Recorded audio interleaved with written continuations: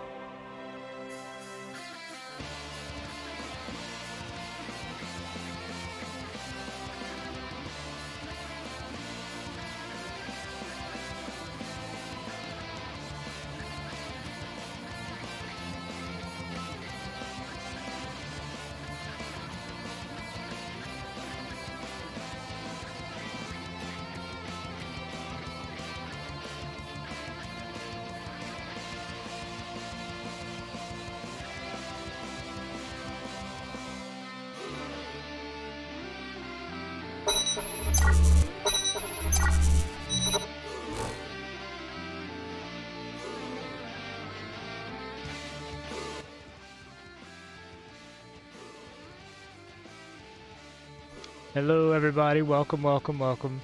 So we're going to take a look at Dwarf Fortress today.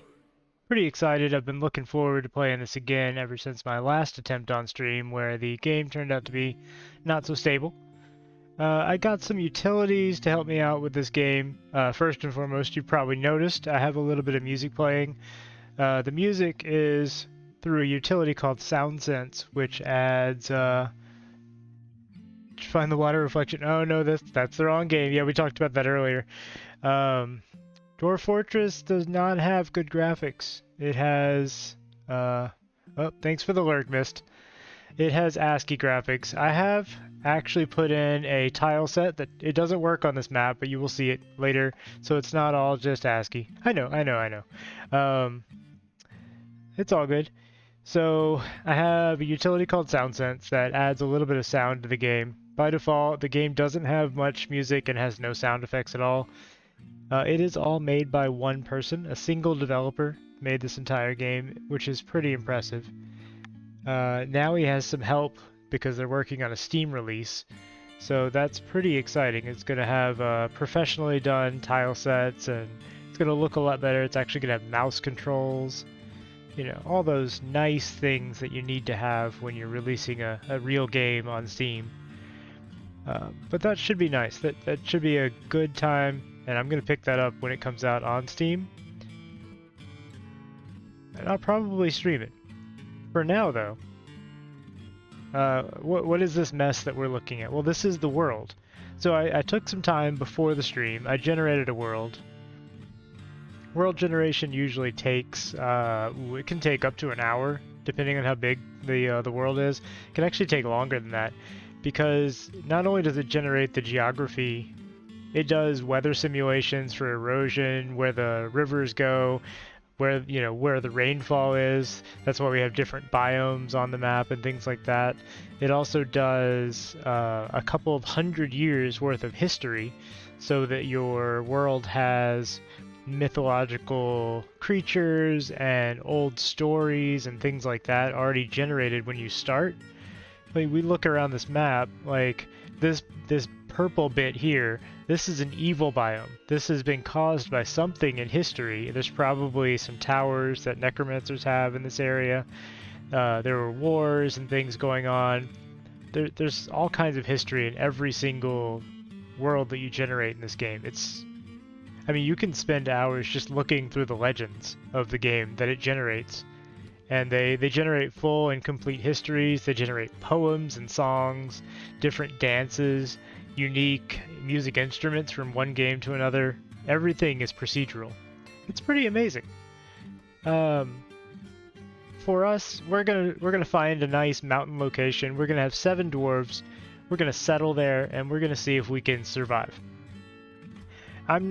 For this stream, I'm not gonna pick an especially difficult location.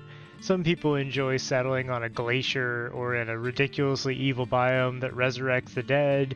That does exist. There are biomes that rain blood. There are biomes that have clouds of gas that move across the map occasionally that give you rotting sickness that turns you into zombies.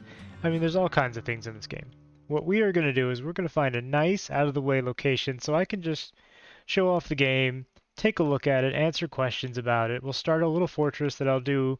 I'll probably do, regular sessions with this for a little while on Fridays. I'm moving the mouse around a little bit. Or not the mouse, sorry. I'm a little tired today. I'm moving the cursor around. So this game, you can play entirely by keyboard. In fact, using the mouse is only possible if you use some outside utilities. The little X there is what I'm looking at, and you can see in the top left is a blown up view of whatever tile that I'm on.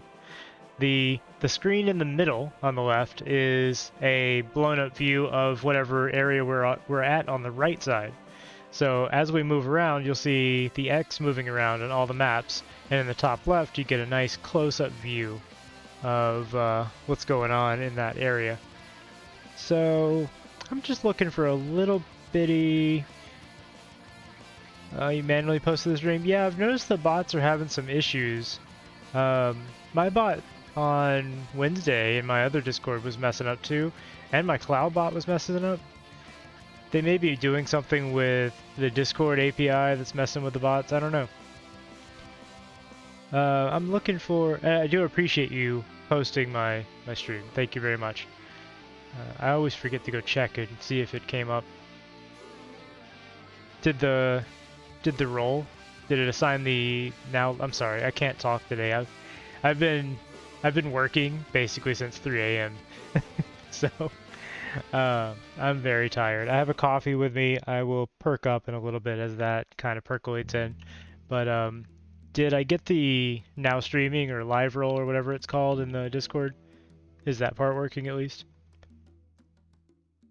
Okay. Well, that's fine. I appreciate you helping me out there. Yeah, there's a lot that goes into this, so I kind of forget sometimes to go check that. So this is a mountain. This is actually in a joyous wilds biome, as you can see on the right side. So there are good and evil biomes in Dwarf Fortress, and the good biomes can be just as terrifying as the evil ones because you'll get things like unicorns, which sounds nice until you realize that unicorns are they're not friendly. They behave like animals. And they're very, very powerful animals, and they will attack your people because you're not supposed to be there. So Joyous Wilds are probably no-go. I'm just gonna find a normal area that's neither good nor evil. Yeah, so this game is very unique. It was originally kind of inspired by Lord of the Rings, like the Mines of Moria, right? That's kind of what inspired the whole thing.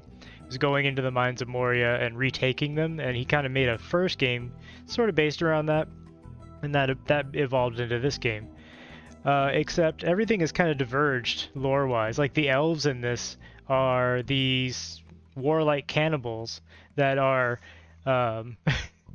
they will kill and eat their dead when they go to war. It's insane, and they only use wooden armor and weapons, so they're not really that tough to beat if you have steel weapons, but there's a lot of them, and they have a special ability to tame animals that most other races cannot. So they'll bring things like giant scorpions and giant spiders and, you know, dragons and things like that, and ride them into battle. So it can be kind of crazy if you piss off the elves. Anyway, I'm actually going to use the search function, so this will look pretty trippy, but I'm just going to look for an area that has metals, shallow and deep metals, and you can search the entire map using this thing. It's really nice. I just want to find an area with shallow and deep metals so we have something to mine up, and then maybe a fluxstone layer. Well, I'll explain that later if we get into metallurgy and things, but that's all I really care about. So it's going to search the map, find me a location that matches those. It looks like most of the map matches that description. I should have been more specific.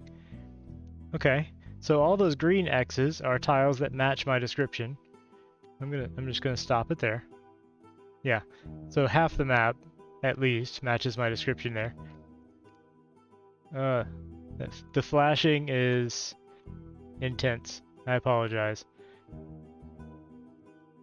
Here, so we know this entire area, we know this entire area is,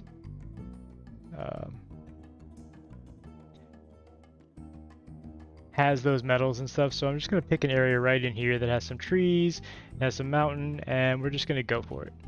So I'm going to embark. I'm not going to do anything with the embark profiles, I'm just going to play now. You can actually pick what your dwarves carry with them, more food, less food, different tools, things like that. I'm just going to go in.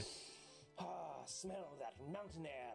That's the air that's going to kill us, boys. Start digging.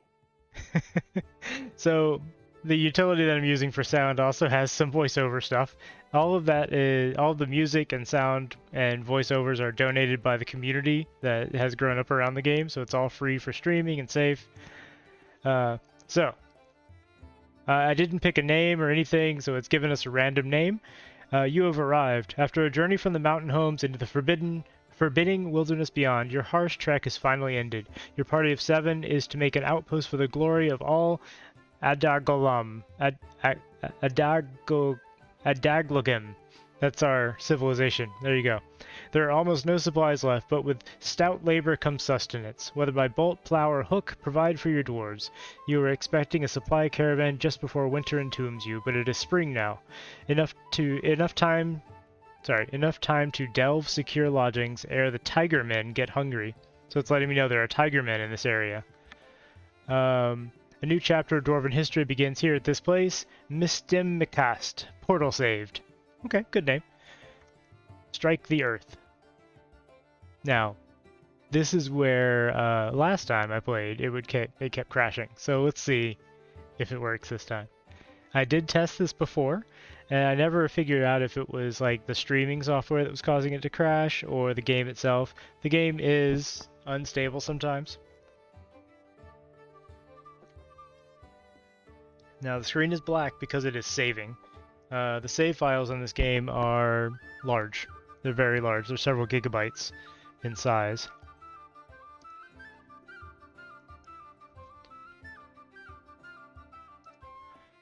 Okay, are you still going? I think it's still saving. Give it a minute. Okay, good. So, okay, we've immediately been interrupted by snakes. This is the game in a nutshell. All right, so we have just arrived at this actually quite nice looking location. Here I'm going to pan upwards. So this game it's done in levels. Think of like layers of a cake, right? So this is the lowest layer that has grass and plants on it. This is the surface of the world, right? And I can pan upwards through the layers. See? And as we go up, there's the top of this little hill, quote unquote mountain. It's a very small mountain, but it is a mountain. And we can pan downwards. So this is the surface again. We go down one. Now we're looking at the lakes, the small lakes on the surface, more like ponds. If we go down further, absolute darkness. There's nothing out there except one little bit on the edge of the map where we can see the outside. And then you can actually go down quite far. It looks like I'm just holding the button down. We're at level negative 150, 178. So 178 levels below the surface. There's a lot of room, right? And this is on a default sized map. Within seconds of starting, we got a combat notification, so we're going to go look at that.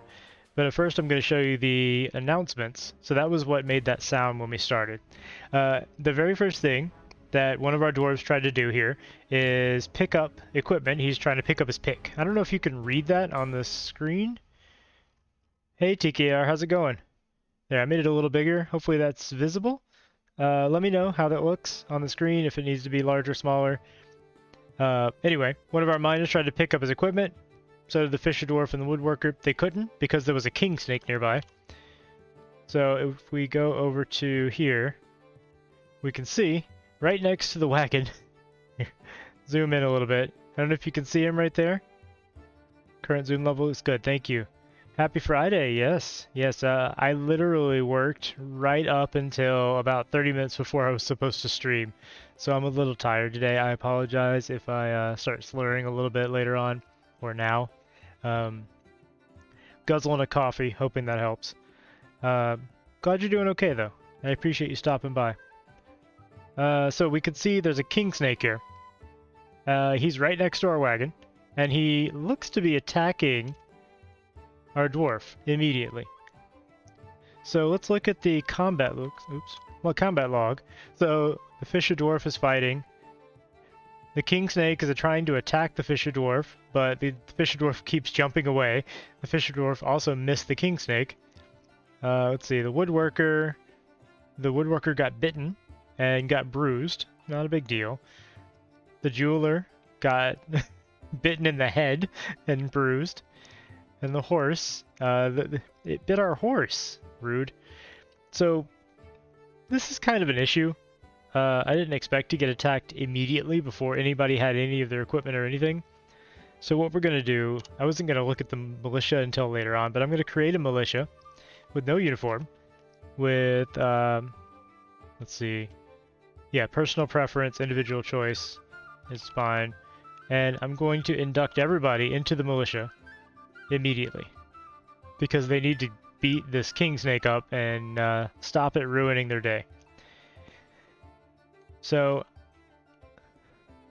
one tiny snake.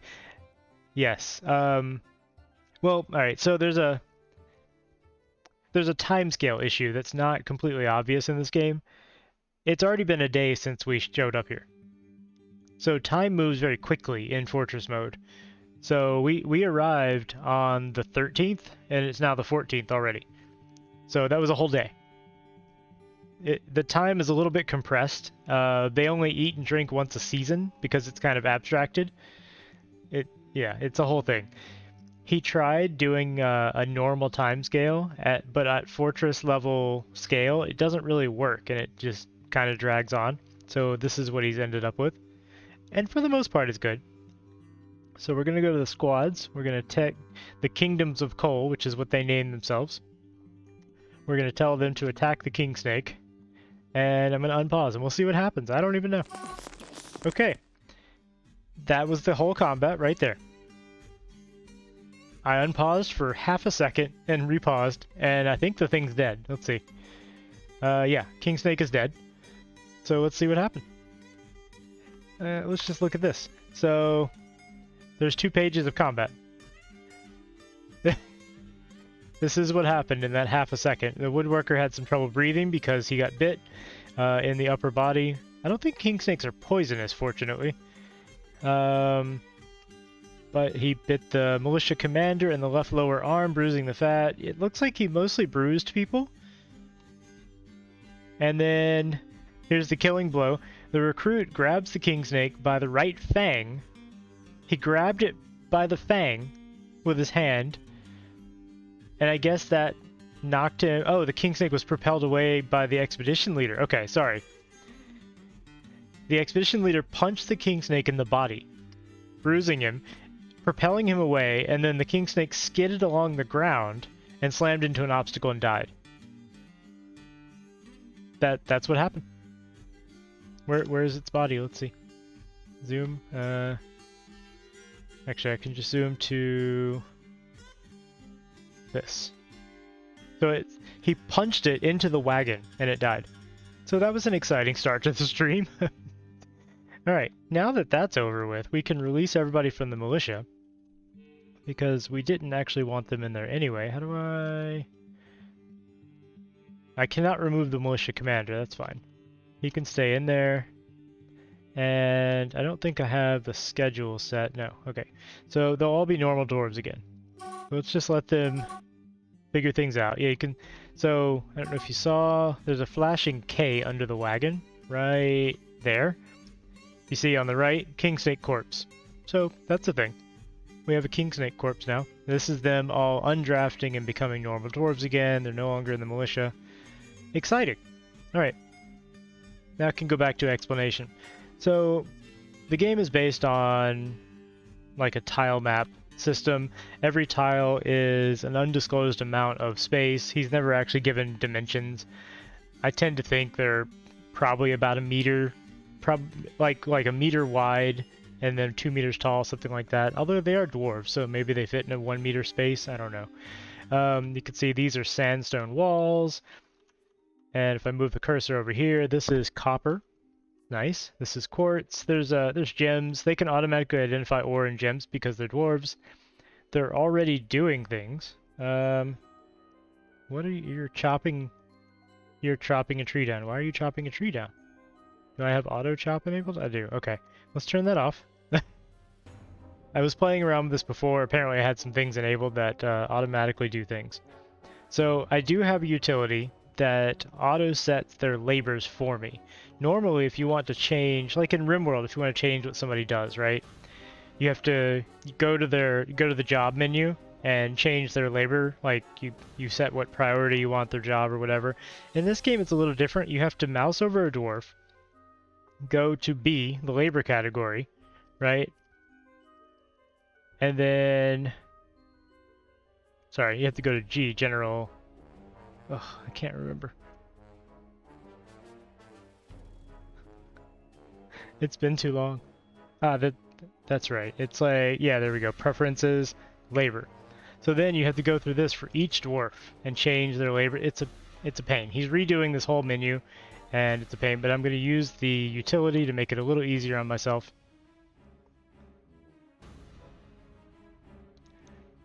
Yeah, I said mouse over just by habit, I guess. Yeah, actually, you got to move the mouse or the little cursor over them, but not in this mode. You have to move it over in the look at entities mode, not in the look at items mode. Yeah, the interface is intensely convoluted, and he is redoing all of it for the Steam release. I'm so happy. I've gotten used to it just by sheer, I don't know, persistence. Anyway, I'm going to designate something to be mined out now. So I'm using the designation for mining. As you can see, there's a lot of designations over here and a lot of modifiers you can do for the designations. I'm using a utility called dfhack, which gives me some options to save some time and bypass some terrible menu stuff. We're just going to go a couple of units back into the hill here and let them mine out a nice little area. Whew, I feel like that was very eventful in the first couple seconds.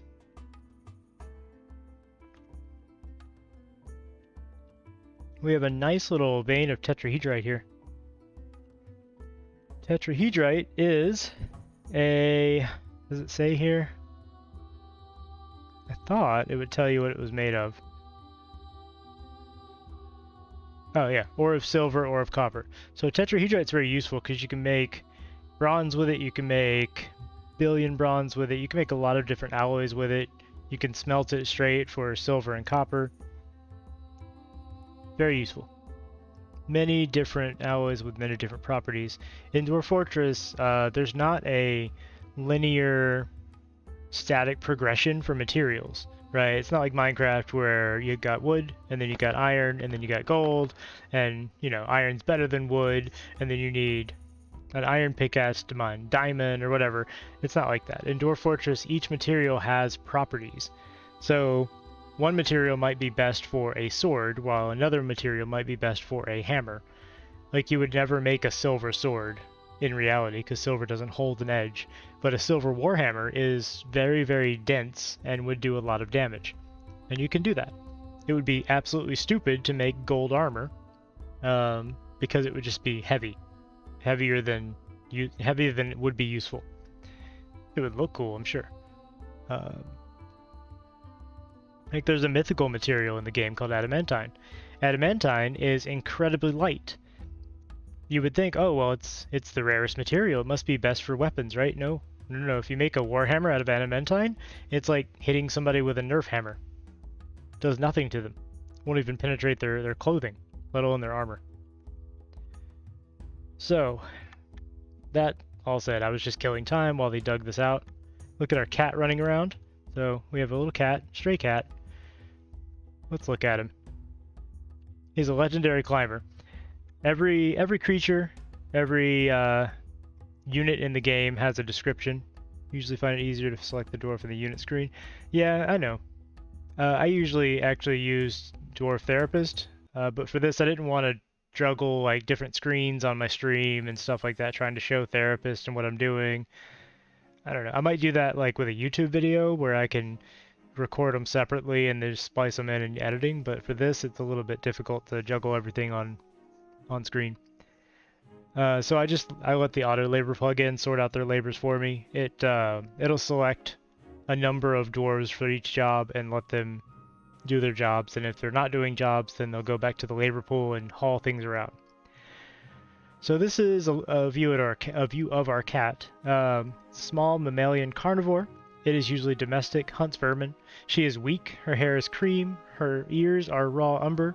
Her tail is chestnut. Her head is beige. She's a very colorful cat. Front paws are black. Rear paws are dark tan. She's a calico or something. Skin is burnt umber, and her eyes are sepia. That's our kitty. I always bring at least one cat, no more than one cat, exactly one cat, because cats are very useful for destroying vermin. They're also very, very dangerous, because cats breed very, very quickly. So there's a phenomenon known in the Dwarf Fortress community called catsplosion, where cats kind of breed out of control without you realizing. And then all of a sudden you have thousands of cats running around, destroying your frames per second. It's awful. Alright, let's designate some workshops. So, I'm using the shortcuts to do this. I have them memorized from long hours of play. But I'm just letting you see all of the workshops that you can make. All of these have uses, and we'll go through a lot of them today in the next few hours, picking a material for the workshop and then It is designated now. Whoops. Now, Silab Mozabatan here is on his way over to build that because he is... Is he a mason?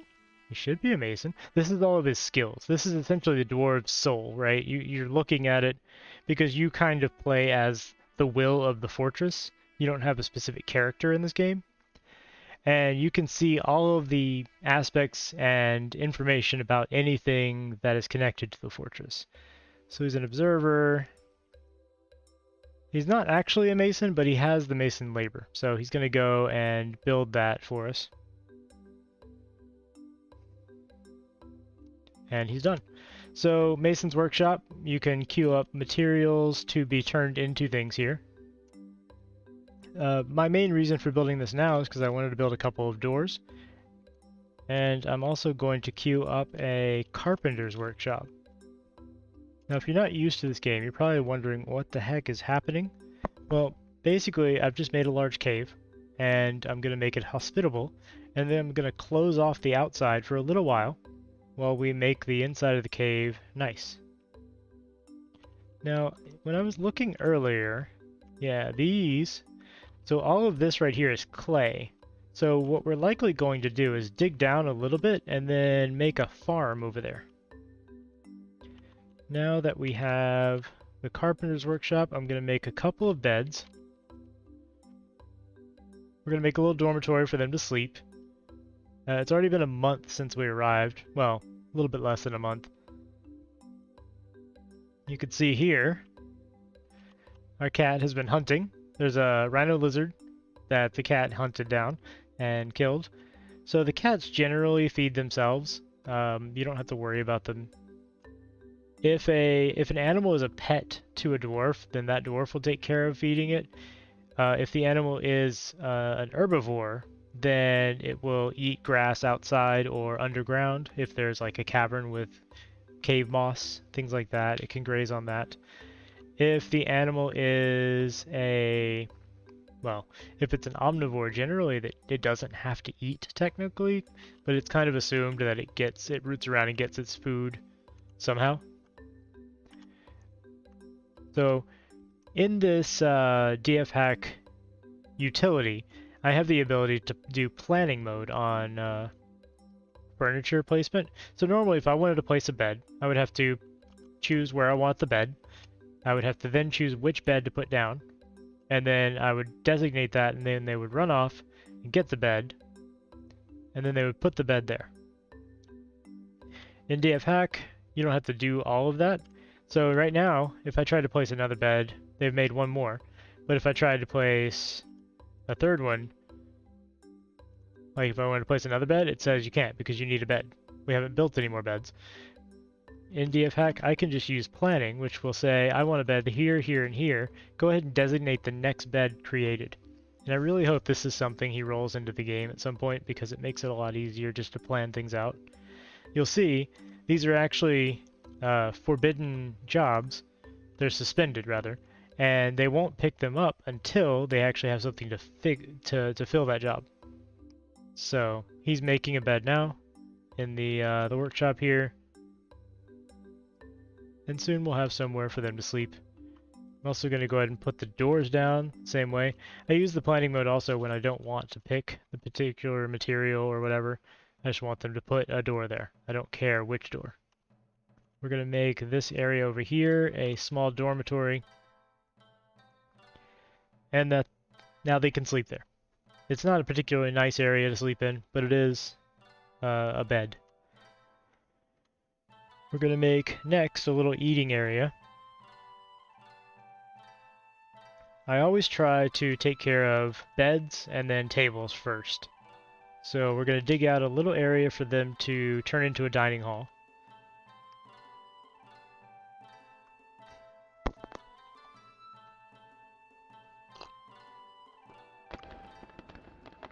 Also, if anybody wants, I will name a dwarf after you. Perfectly happy to do that. Just let me know which of our dwarves you want. I'll actually put them up on the screen for a minute. We have Amos Vzalnum. He's the militia commander. He is also A dabbling armor user, observer, blah blah blah. He's the miner. He's the competent miner that came with the group. He's also a good dancer, musician, percussionist. He's good. He knows some poetry, some music, and some dance. We have Abuz Osekizum. These are fun to say as a human. He's another miner. Zazit Kolog is the woodcutter. Irush I can't even. Silobkatan is another woodcutter. We have Thob Ming Sharik, the expedition leader, who is skilled at what? He appears to just have a lot of social skills. So he's got a couple of small skills. Very, very novice at everything though. We also have Mebzuth Imishrel, a jeweler, and Silab Mozibitan, a fish cleaner. I went with the default play now profile because I didn't want to mess around with the embarkation on stream. At some point I may do a more... I usually use the craft lord start where I like make all my own tools when they get there out of ore that we bring with us. It's a little cheaper. But this is fine for now. The whole point of this is to show off the stream, get some people in that have never seen it, or people that like the game, check it out.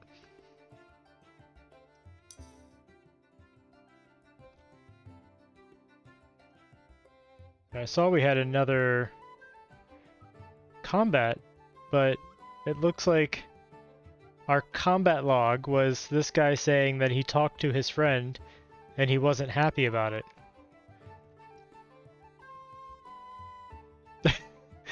Like, all this stuff up here happened earlier, and then the jeweler talked to his friend and was not happy about it, and then he finished some work, which was satisfying. That's the combat log. Alright. Yeah, let's take a look at one of the dwarves. You said it looks complicated? So, if I look at the dwarf, and then I look at his thoughts and preferences, this is what makes up a dwarf. So his latest thought was that he finished up some work and was very satisfied about that. He feels satisfied at work. Within the last season, he felt fondness, remembering talking to a friend. He didn't feel anything after seeing a king snake's dead body. He felt fondness talking to a friend. He didn't feel anything due to inebriation. He was annoyed after having a drink without using a goblet, mug, or cup. He felt satisfied improving his mining skill. He didn't feel anything after seeing King Snake die. He didn't feel anything about being in a conflict, so he combat really doesn't affect this guy. I picked a good militia commander entirely by accident. He's a casual worshipper of the Dimshas, the Watchful Number. He's a citizen of the Soaked Paints, which is our civilization. He's a member of the Disemboweled City. I think that is a group. He is the militia commander. Oh, that's our group. So you have a group and a fortress, and that becomes important because you can actually establish other settlements now that fall into your group. These are random names. I didn't choose those. He's 54. His sideburns are clean-shaven. His very long mustache is arranged in double braids. His very long beard is arranged in double braids. His medium-length hair is neatly combed. He has a broad body. He has low cheekbones. His jade eyes are protruding. His somewhat short ears have nearly fused lobes. His hair is goldenrod. His skin is burnt umber. He's slow to tire. You can see he has preferences. He likes certain colors, he likes certain items, battle axes and shields, beds, figurines, puzzle boxes, cows for their haunting moos, giant honey badgers for their underground communities. Those are all of his preferences. And these actually come into play. Like if you put a display in his room with a battle axe on it, he will be happier because of that. And if he is given a battle axe to use in combat, he will like it more. Things like that. He has a deep well of patience and a great feel for the surrounding space, but has a large deficit of willpower. And you can see I'm only halfway through the description. It's he one day dreams of creating a great work of art. He personally values tradition and doesn't think one way or the other about leisure time. Very traditional sort of dwarf. Shameless, absolutely unfazed by the thoughts of others, dislikes obligations, and will try to avoid being bound by them, though he is conflicted by this for more than one reason. He's very trusted. You know, I'm not going to read the whole thing. It's incredibly long. Every one of the dwarves has this level of complexity to him, and all of these things come into play for whether your dwarves are stressed out, happy, sad. Yeah. He is unfettered after practicing a skill. I think that was from his increasing his mining.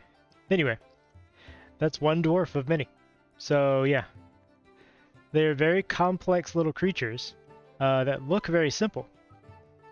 Traditions and cows, but not cups from dark. No, no, no. He was upset because he drank without a mug. He actually was very annoyed about that because it's traditional to drink with a mug. Here, I'll show you. Where was it? He was annoyed after having a drink without using a goblet, cup, or mug. Other dwarves may not care.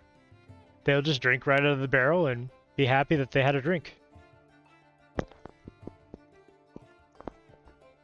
Alright, I'm going to queue up a couple of tables.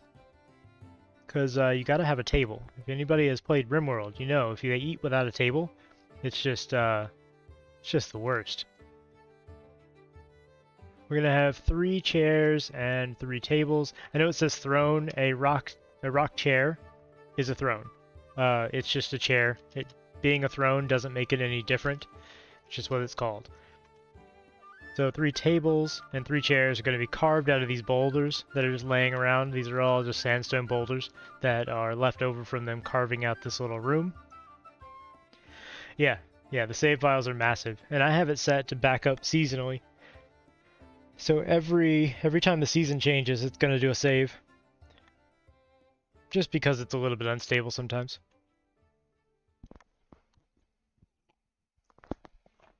Now I will go ahead and queue up. Not P. Build chair. I'm going to go ahead and queue up a couple of chairs. I think we'll have them like right here. I'm going to put the chairs and tables facing the wall here. I'm just going to use the plan mode and just put them down. Tables right here. So they'll just be, you know, up against the wall. And I'll put a couple of storage areas for food. Well, just one big one actually, right now. I'll move this later, but now you'll see, since I've designated that, they're going to start bringing in all of the food. It was all still in the wagon, and now they have somewhere to put it.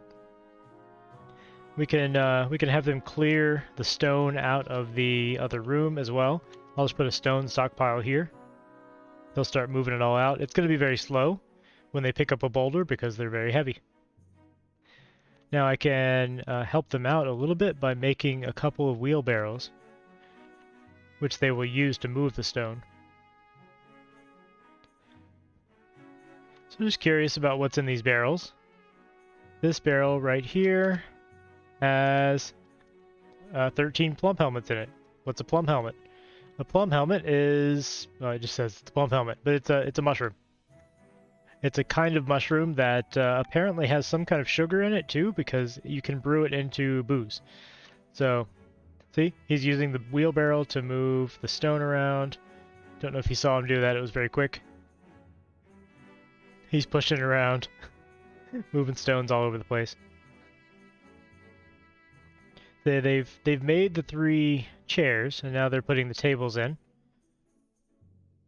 I'll also have them make another door, and you're probably wondering like, hey, this seems kind of asinine. You gotta mouse over the building, add new task, build a thing every time you want to build something. No, I don't have to.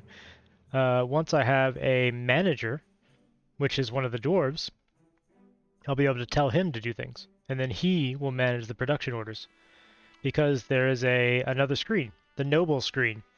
So the nobles and administrators of our fortress are here. There is an expedition leader. He's the one that was chosen for the expedition by the mountainhome. Once you grow beyond a certain size, they will start electing a leader instead, because dwarves live in a democracy, funnily enough. And I think it's every couple of years, they hold an election. And generally the most well-liked person will be elected as the mayor.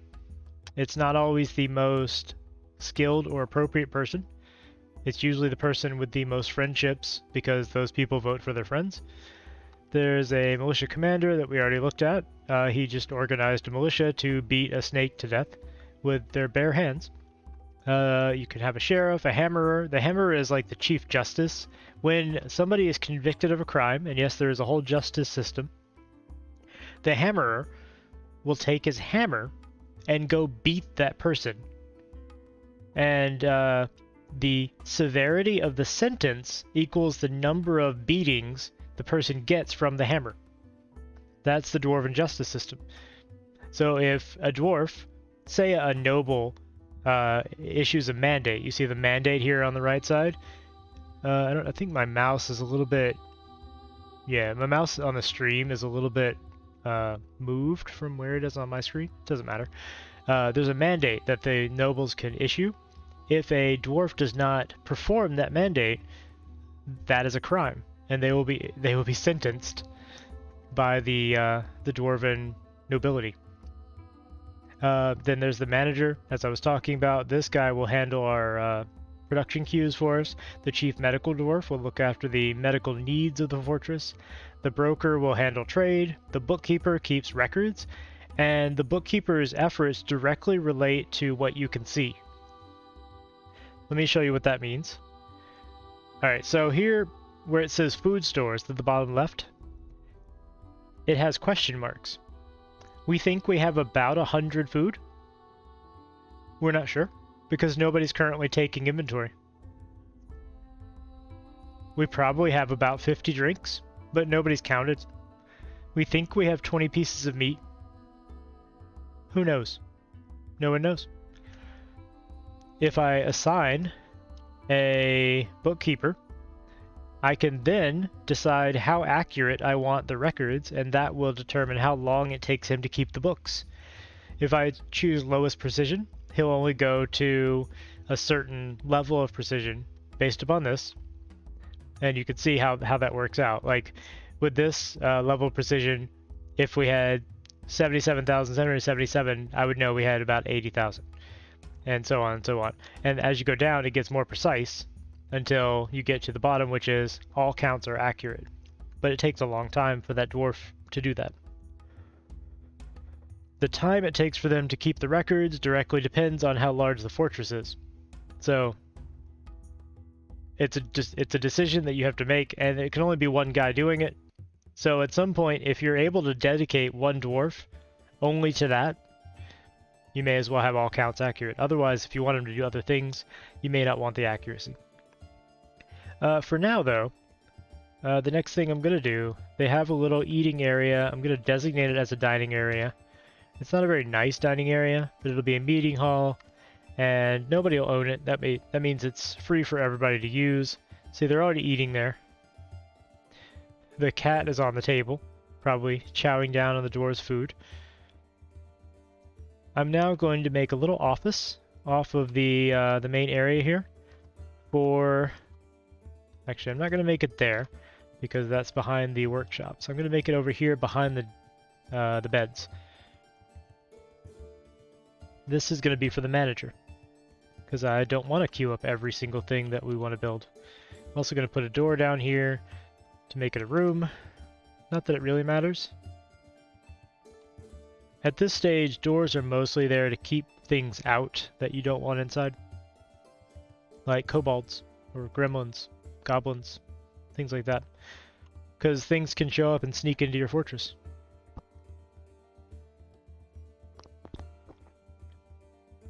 Now, if I assigned a manager right now, he would complain. So nobody has really relevant skills, so I'm just going to make the expedition leader the manager. You see, there's a red require thing now. What is that? He's upset because he has no office. He needs at least a meager office to do his job as a manager. So an office consists of a table and a chair. Let's go ahead and build that. Chair and table. There we go. I'll go ahead and plan them. We'll put a table here and a chair right there. That'll be his office. We'll put a door down as well, so he can have a closed door session with somebody. Now, the expedition leader, as the leader of the fortress, he can schedule meetings with people that have grievances. So if somebody's upset because, I don't know, they lost their favorite pickaxe or whatever, he can have a meeting with them and try to calm them down, talk them through the issue or whatever. Sometimes it works, sometimes it doesn't. It depends on his social skills. Mostly they're just doing all kinds of stuff right now. And that's okay. This is exactly, this is how the game works. You can see our wagon over here still has quite a lot of stuff in it. It's got an anvil, it's got some thread and cloth, it's got a rope in it, some medical implements, quiver, some bags, all kinds of stuff in it. I'm gonna have to take those out eventually. I keep hitting escape because I was playing another game yesterday and you escape out of menus. You don't do that in this game.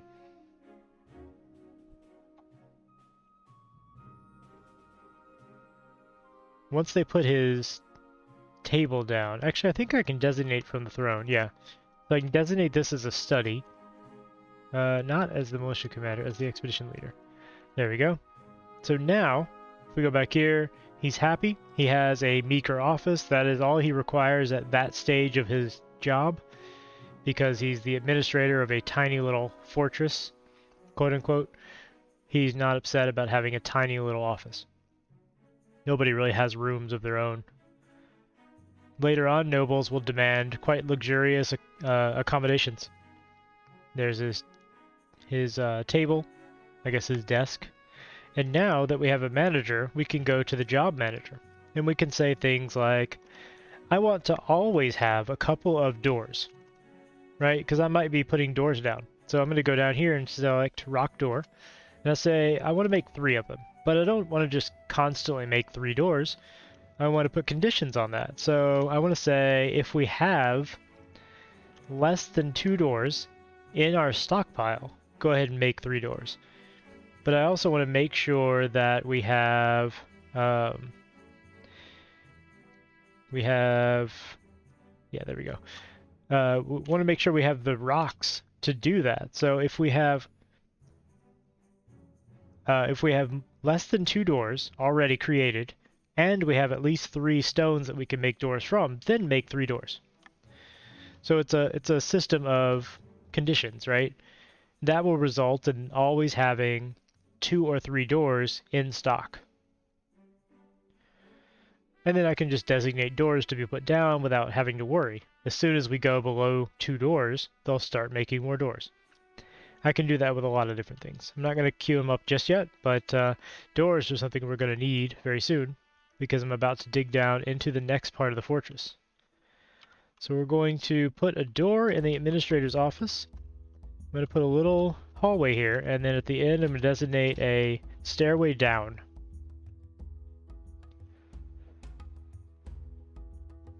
I'm going to go ahead and put the door there. I can just queue it up, and they will build it and place it.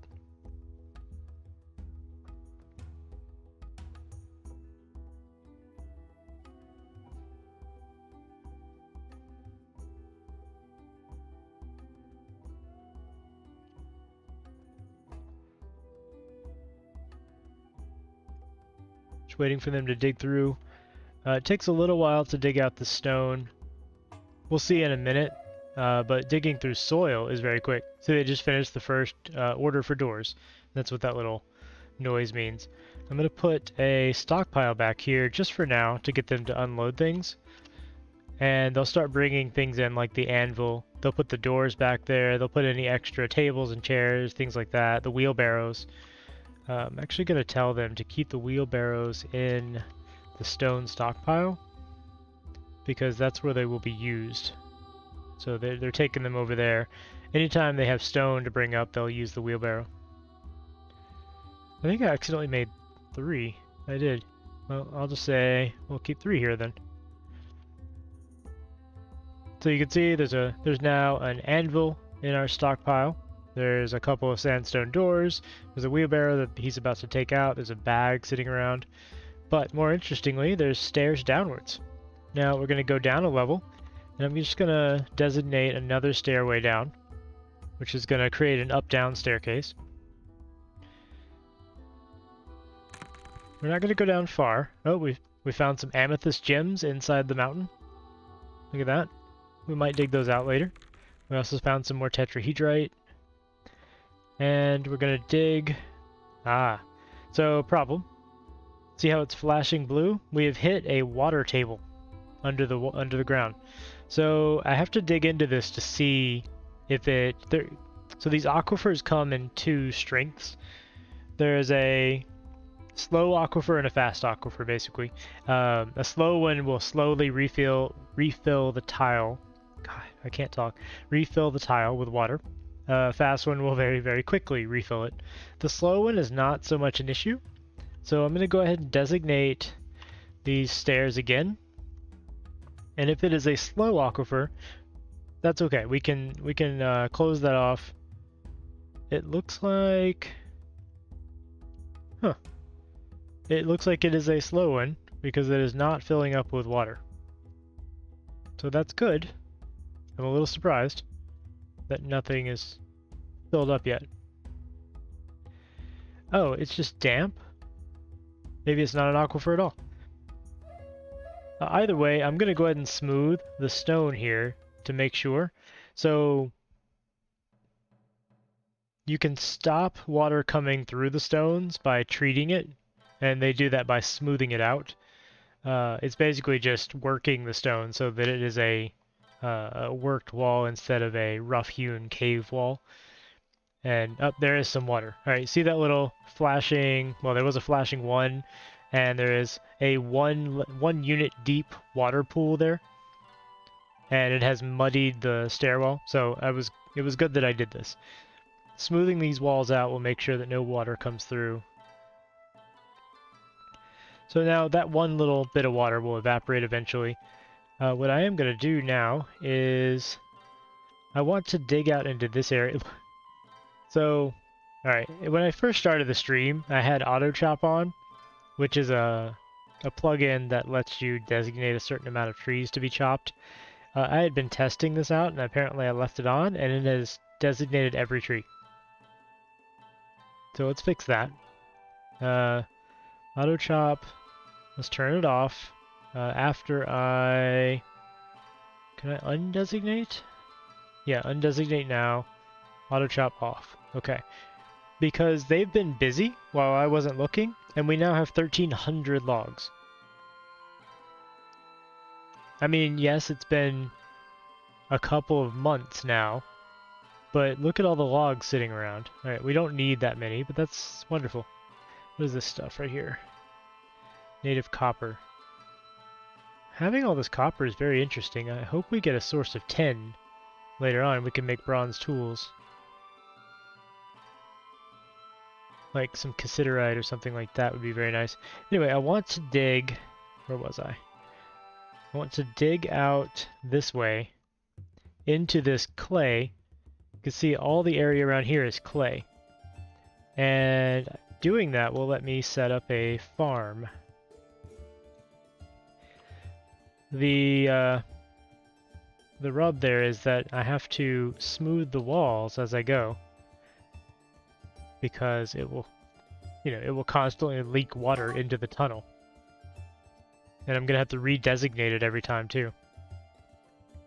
That's gonna be a little annoying.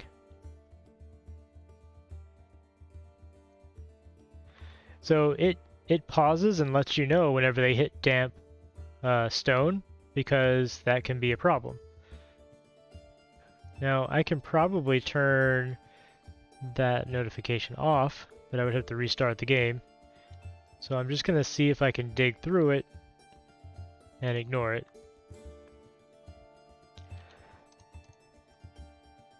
I'm very much hoping that we can get through all the damp stone without too much issue. As we go, I'm designating the sides of the wall to be smoothed so that not too much water leaks through. I'm using the mouse to just designate the next tile to be dug. So smooth those, dig those. This probably looks like, I don't know. What does this look like? this like arcane, indecipherable text, or does this actually make sense? Well, it's not text, but strange little symbols. I'm hoping the tile set makes it a little legible and understandable.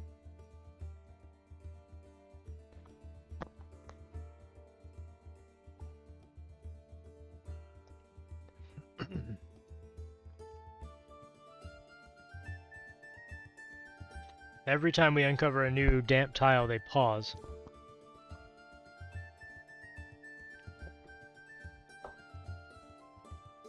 So as you can imagine, this is a little tedious. But better this than having them dig out a whole bunch of damp tiles that may lead to like an underground ocean and then flood your fort.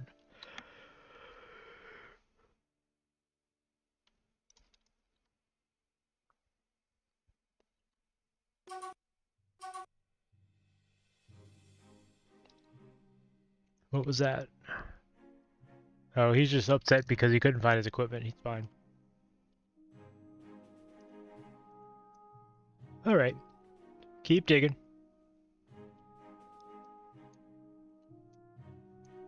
I can't designate those for mining for some reason. Oh, because I had accidentally hit A and we were only designating ores. That's not what we want. Keep smoothing out the walls. Keep digging. Sure, this is very exciting to watch.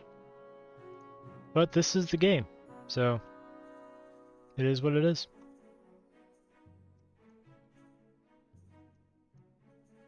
That's not what I meant to do. Designate smooth. Those right there. Did I give him an order?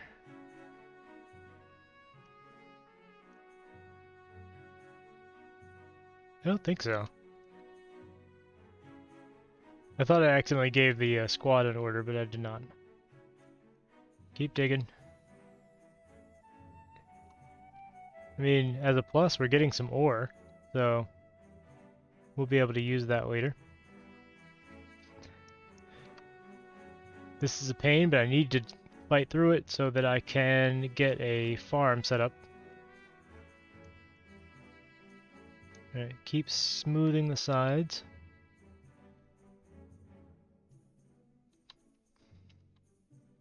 I'm a little worried about our food stores while I'm doing all this. So I'm gonna go ahead and slaughter the pack animals that we arrived with, the horse and the mule. So I'm going to designate them for slaughter, but then I also have to build the workshops that do that. So we need a butcher shop. We're just going to put it right in the room here, make it out of sandstone, and so that the skins don't go to waste, we'll put a tannery right next to it. Anybody that has ever done leather tanning knows that this room is going to smell awful. It's got a butcher shop and a tanner in it, and this is where they sleep. Very sanitary. However, them's the breaks if you are a dwarf, because that's just how they live.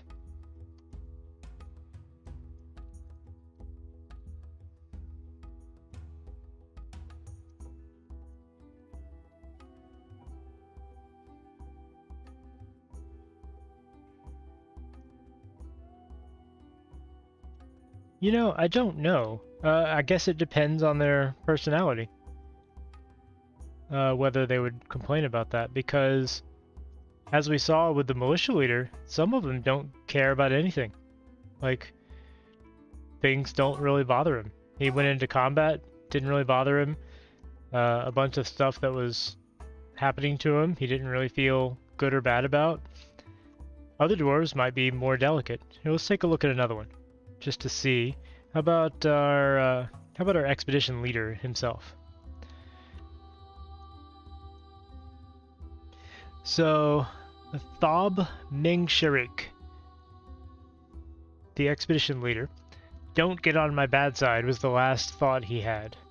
Within the last season, he was interested near a fine seat, so they will admire craftsmanship of objects as they pass them or use them. He felt satisfied at work. He was interested near a fine seat. He really likes the furniture. He felt fondness talking to a friend. He felt bitter after getting into an argument. Bitter after getting into an argument. He felt bitter after getting into an argument. He was interested near a door. So he really likes the furniture. He felt euphoric due to inebriation. Okay. He likes his drink. Annoyed after having a drink without a goblet. Fondness remembering talking to a friend. Blissful dining in a very good dining room. Their expectations are currently very low. So they don't mind the abysmal conditions all that much because it's better than the months-long expedition that got him here. He's 55. He's broad-bodied and very fat. Very long sideburns are braided. Very long mustache is neatly combed. I mean, it goes on and on. He's slow to heal. Very flimsy.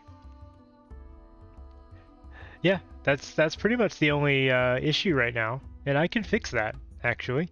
He has an iron will and an amazing spatial sense and a feel for music, but he has meager creativity. And they can actually use those abilities. If I gave him a musical instrument and set him as an entertainer, he would play it, and he would be very good at it. He would not be good at making up new things like new music or new poems or things like that because he has bad creativity. He could also be very good at dancing. I mean, you can see he's very, very different from the previous dwarf in outlook and preferences, skills and abilities. Let's see, he dreams of creating a great work of art too. Let's see, what about our fish cleaner, which is possibly the most useless thing. What is his? He dreams of raising a family. Isn't that nice? So he will be more focused on getting married, settling down, finding a place to live, and, having children. And that's a thing that happens in this game. So why don't we go ahead while they're digging, and we address the drinking utilities problem. We will need yet another workshop, the Dwarf workshop. We're going to stick it in this very cramped room now. But we're going to make them some stone goblets. Yep, more damp stone that needs to be smoothed out or dug. I've got to do this for every level. Every single one that they reveal. Oh, so the horse was just slaughtered. So here's the thing. They slaughtered a horse and butchered it. So there's 4 hooves, some horse fat, some eyes, some cartilage, lungs, heart, intestine, liver, tripe, sweetbread, spleen, kidney, hair, nervous tissue, brain, skull, and bones. Just drink that in for a minute. Every creature on this map has that many parts that are being simulated. All of those, that's not like a loot table like where the developer was like, well, a dwarf has this and this and this and this. He programmed, he defined in a text file the parts that make up a horse, and the game knows that a head has a skull in it and that lungs are in the chest and things like that. And then when it's butchered, it drops the things that it has as part of its body. So there are predefined creatures in this. There are also procedurally generated creatures in this. And they will have multiple heads, or they will be made of things that are nonsensical, like a scarab made of fire. And it will behave as you might expect a scarab made of fire to behave. You can't hit a scarab made of fire because it's made of fire. It has no physical substance. So how do you kill something like that? It's very, very deadly, and it's very difficult to kill. Generally, you have to douse them in water, because you can't just stab it. You just try stabbing a fire. It doesn't do anything. It makes sparks. Things like that are terrifying. They're called forgotten beasts, and they can show up from the caverns, or they can show up on the surface as titans, and they will wreck your fortress. So they just slaughtered the mule as well. Now what they will do is they will take all of the parts of those animals and take them in to be stored in the barrels, which I can't show you because it keeps pulling me downstairs. You can see him making trips in and out of the storage room, storing all the parts of those animals that they just butchered. Alright, let's continue digging and smoothing, and did they build? Yes. So here we can say we want some mugs. So I'm going to have them make... Actually, I'm not going to do it that way. I'm going to go mug in the job manager and say, hey, do 4 jobs of mugs. A mug creation job makes 3 mugs, so that will give them 12 mugs. That should be plenty. Yep, keep digging. I didn't actually realize I was embarking on an aquifer. I may have picked a different spot if I had known. Just for this particular reason. It'd be nice if there was a way to ignore the... Actually, there may be. Hold on one second. I'm gonna... I don't normally do this, but I'm gonna do a search real quick on stream for something. It will probably save us some time in the long run.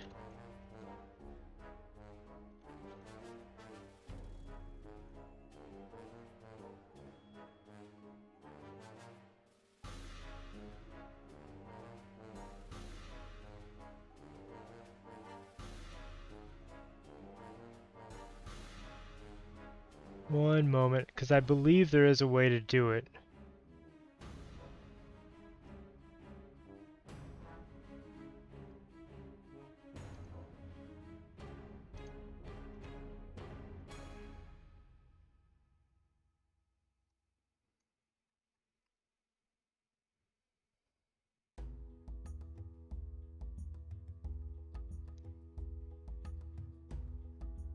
The DF Hack utility has a lot of small plugins and abilities that have been built up over years.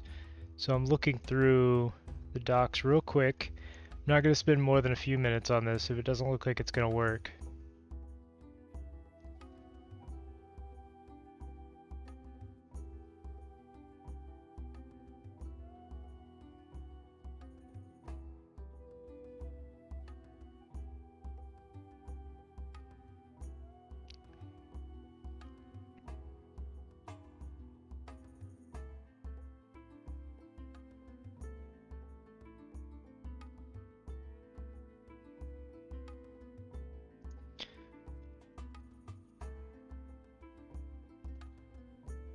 Alright, so I've activated a mode that disables the pausing.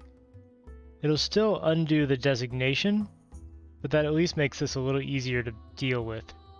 Because then it doesn't pause the game every time and recenter my view every time. At least I don't think it recenters. Oh, so we've arrived in winter. This is not great because I still don't have a farm of any kind because I've had to dig through this water, essentially. It is doing the seasonal autosave, so give me just a moment. And again, I only do the autosaves because this game has been, in the past, notoriously unstable. I just realized the music was a bit low. How's the audio levels? Is that pretty good for the music? Is it audible? Am I overpowering it? Is it overpowering me?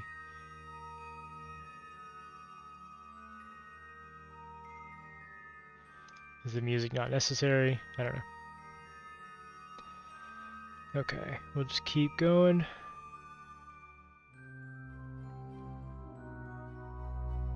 Okay, good. It looks like we may have hit... Yeah, alright, so we've broken out of the aquifer. This is fantastic news, because we really need to get a farm set up. I no longer need to smooth the sides. They will dig much faster now that they don't have to take breaks every once in a while to plug leaks. Yeah, I wanted the music to be very subtle and low, so that's good. That's exactly what I was shooting for.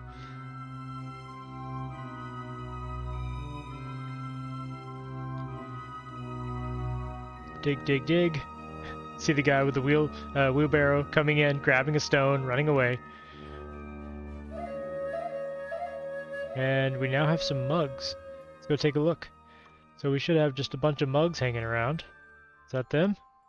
That's a bucket. No, that's that. They don't drink out of buckets. Do we make any nice mugs? It's a finely crafted sandstone mug. Imagine having a sandstone mug. I don't think that would be very pleasant. Hey, Assassinated Goat. Thank you for following. I really appreciate it. Hope you're enjoying the stream. If you have any questions about Dwarf Fortress or anything, let me know. We have made it out to the clay. So I'm just going to dig out an area here. Let's make it even, because that'll just drive me nuts. There we go. I'm not going to dig into the pond, obviously, but I'm going to dig out a small area that we're going to make into our farm. And then we can finally grow some food.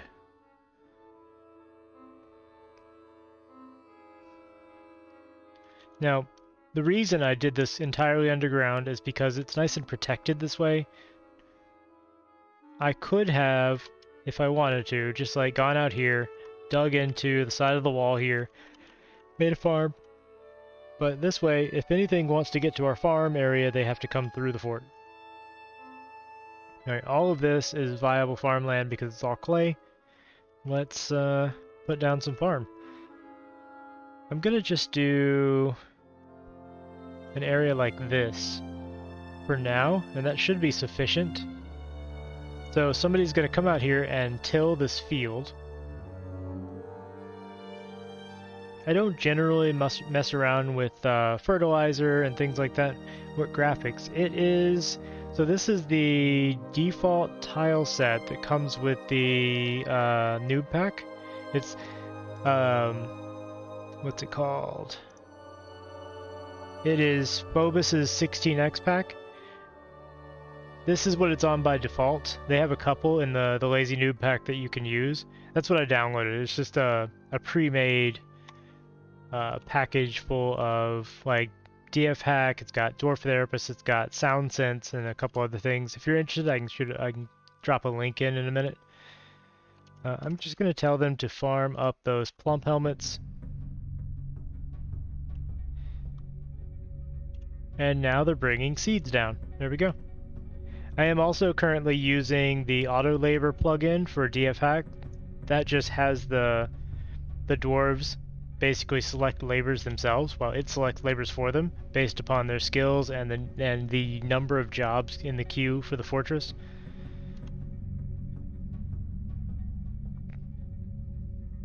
And that's just so I don't have to mess about with Dwarf Therapist and everything while I'm on stream. It'd be very difficult to show what I'm doing, so I figure this is a good compromise. It gives me a little bit less control. You got the pack yourself? Okay, cool. Yeah, the Mayday graphics are very good too. I went with the default just because anybody downloading it, this is what they're going to see, and this stream was sort of geared towards anybody who hasn't played and is curious about the game.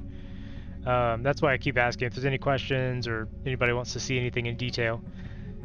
I've been playing this game for years and I love it. Like, it's amazing to me that all of this was done by a single person. Well, he had some help from his brother, but he's done all the coding himself, and the game is phenomenal. It runs so well for what it does. So they are now planting all of our fungus, I guess, and we should have a good supply of food for the foreseeable future. The only other thing I'm worried about currently is our drinks. So the way dwarves work in Dwarf Fortress is that they are, let's see how to put this. You've heard of obligate cannibals, obligate carnivores, which are creatures that have to eat meat. Well, a dwarf is an obligate alcoholic. If a dwarf does not drink alcohol, he does not function well. Alcohol is an intrinsic portion of the dwarven diet and is in fact a biological need. If they do not drink alcohol, they will not die, but they will slow down. And their labor speed and work speed and movement speed will go so low that they will be next to useless. because they will spend all day moaning about the fact that they have no alcohol. So the fact that our drink supply is down to 30 is very, very worrying to me. So I'm going to make a small brewery in the back of the food supply. And we're going to start brewing some booze. Obviously, we don't have a lot of plants to do that with, and if we look at our kitchen area, we can see we only have, for plants, 8 plump helmets left. I'm also going to tell them not to cook them, but I'll get into that later. We have some seeds for different things, we have some drinks left over, so we have, once they get low enough, they can tell you how many they have without a stock keeper. We know we have 5 more units of ale, 9 more units of beer, and about 10 of wine. That's way too little. That's not enough. And this is all of our meat that we have left over. Lots of horse and mule because of our, well, our poor pack animals. They've also been fishing a little bit, apparently. I don't really mind that. That's okay. They'll go fish on their own occasionally, so they fished up some pond turtles from the ponds. And I will need to put a fishery, basically, in there to clean the fish so that they can use it.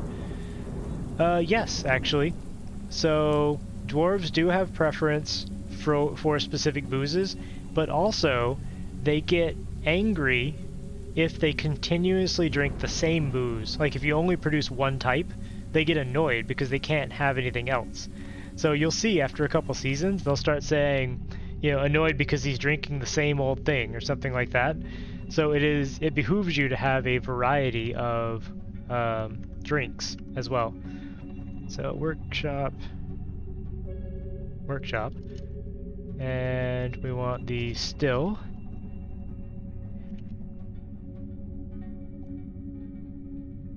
Now, if you have a specific booze that a dwarf likes, they won't necessarily always go for it, but they do have a preference for it. And if you have a tavern, which is something we'll get to, then they will usually order that booze if it's in the stockpile for the tavern.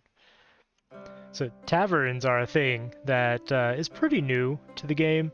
I mean, I say that, it's several years old at this point, but it's still pretty new in the grand scheme of things. I'm not going to queue up drinks from there. What I'm going to do now is say at the job manager, let's brew drinks from plants. I'm going to say 10-ish. And we're going to do some conditions. So we want, anytime we're less than 100 drinks, which we currently are, I don't care about seeds. Anytime we have at least 10 plants that can be brewed. How did you get the manager up? I'll go through that, 1 second. And anytime we have at least 10 empty food storage items. So that's going to be the problem, because we need a lot more barrels to store the booze. How did I get the manager up? So the job manager, hold on, let me change something real quick.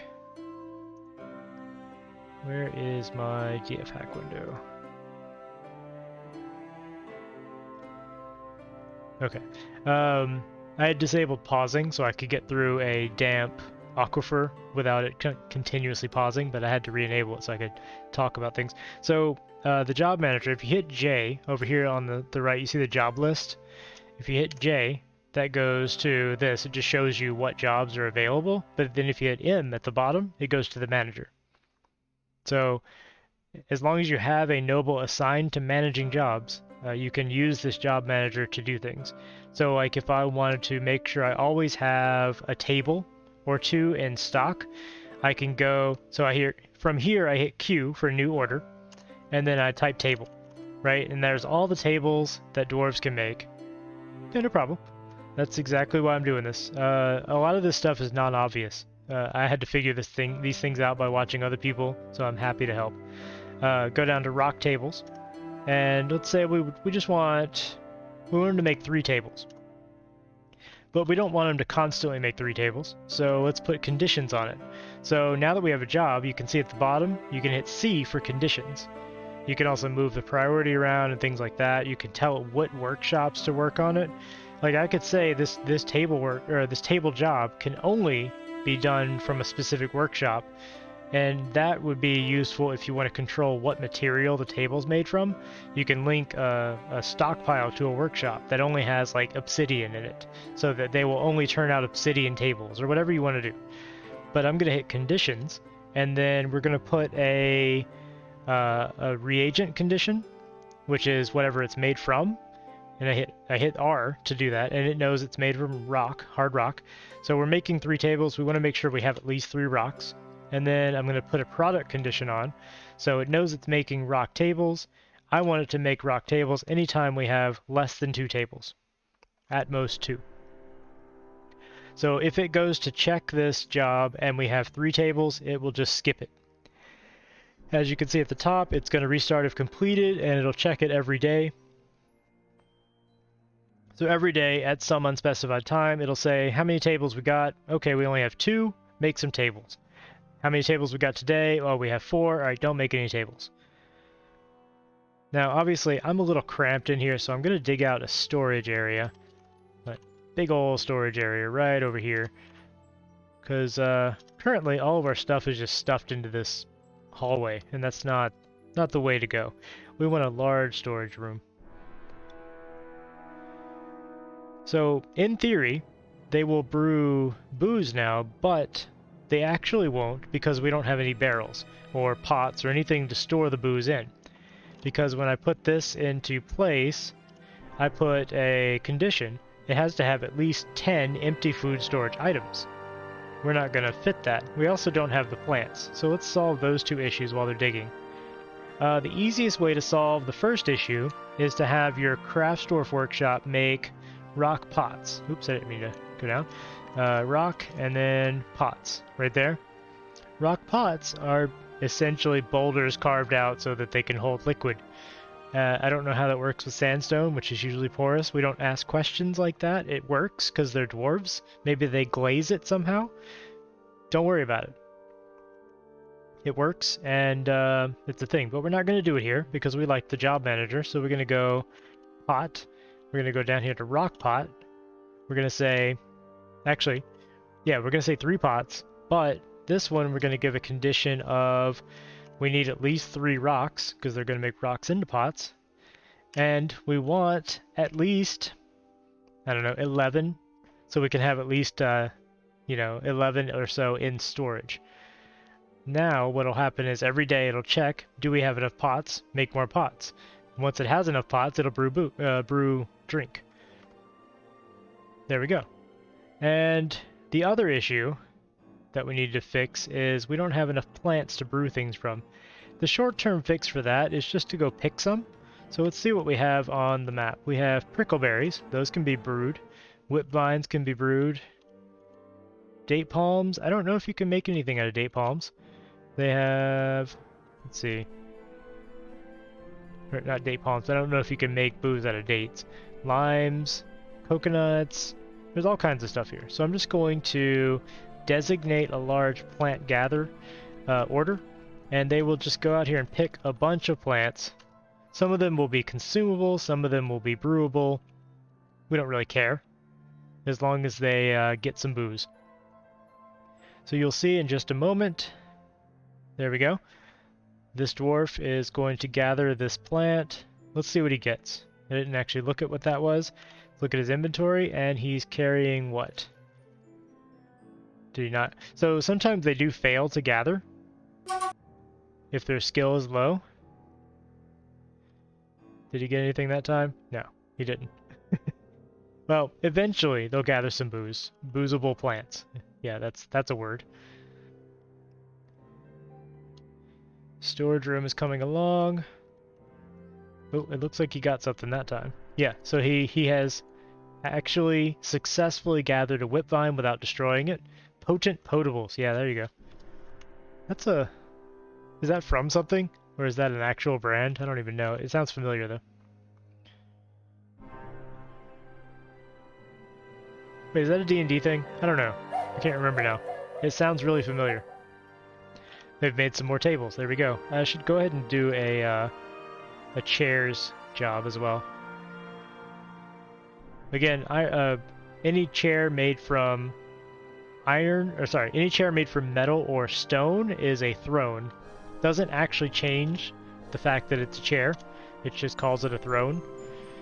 It's just something you have to be aware of. So we want at least 3. No, we had 2. At least 2, and we want at least 3 rocks before we make them. There we go. So now we will always have tables and chairs in stock. So if I wanted more tables in our dining area, now all I have to do is say, let's put out some tables. So here, here, here, and then chairs here, here, and here, and now we have plenty of areas for dwarves. They'll go and immediately start, well, maybe not immediately, whenever they feel like it, start putting those out. So he's putting a table in place. He's putting a table in place. Yeah, they're doing the thing. You brew some of your own drinks. Whenever you get a caravan, you buy all the booze. Yeah, absolutely. That is the way to go. I haven't... So normally what I do is I cheese it a little bit, and I have one dwarf, and all he does is just make mugs the entire time. And I sell the mugs, like, en masse to the caravan to buy everything. It's a little cheesy. I'm not going to do it this stream. I'm going to try to sort of play the way a person would play, that is normal and not ridiculous.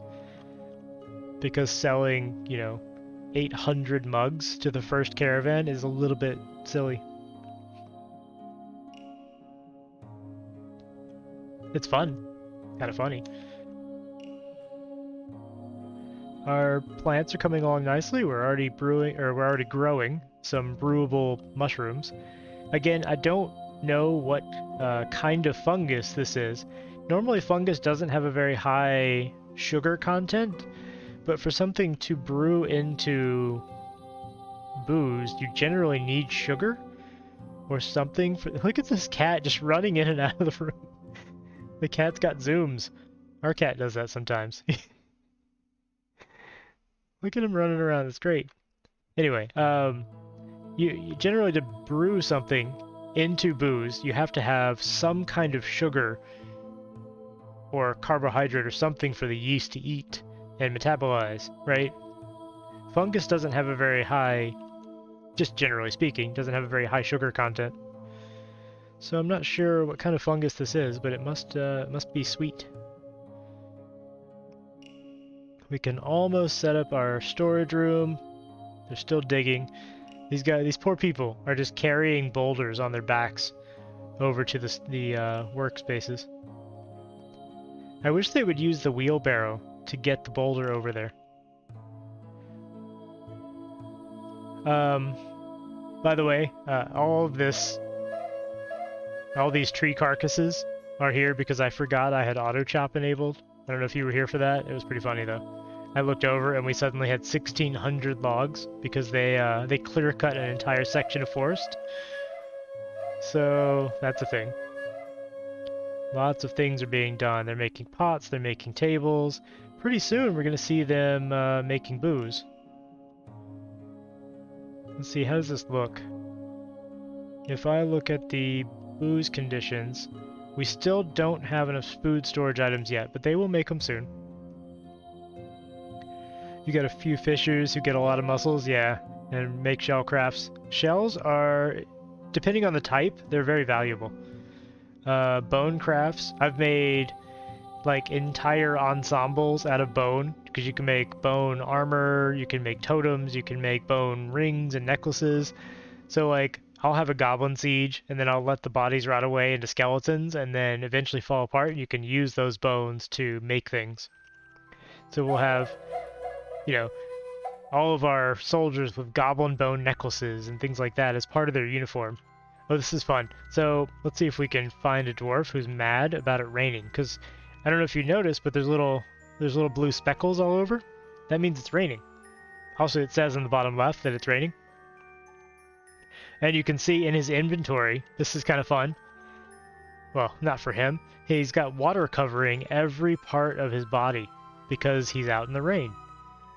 And you can see kind of the detail that this game goes into.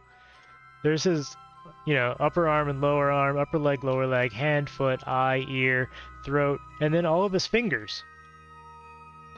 And his tongue, and his mouth, and his cheek, and his eyelid, and his lip. His teeth even have water on them. Let's see. He was annoyed when caught in the rain. Yep. Some of them don't care about the rain. Actually, dwarves who are exposed to enough horrors, they will stop caring about anything.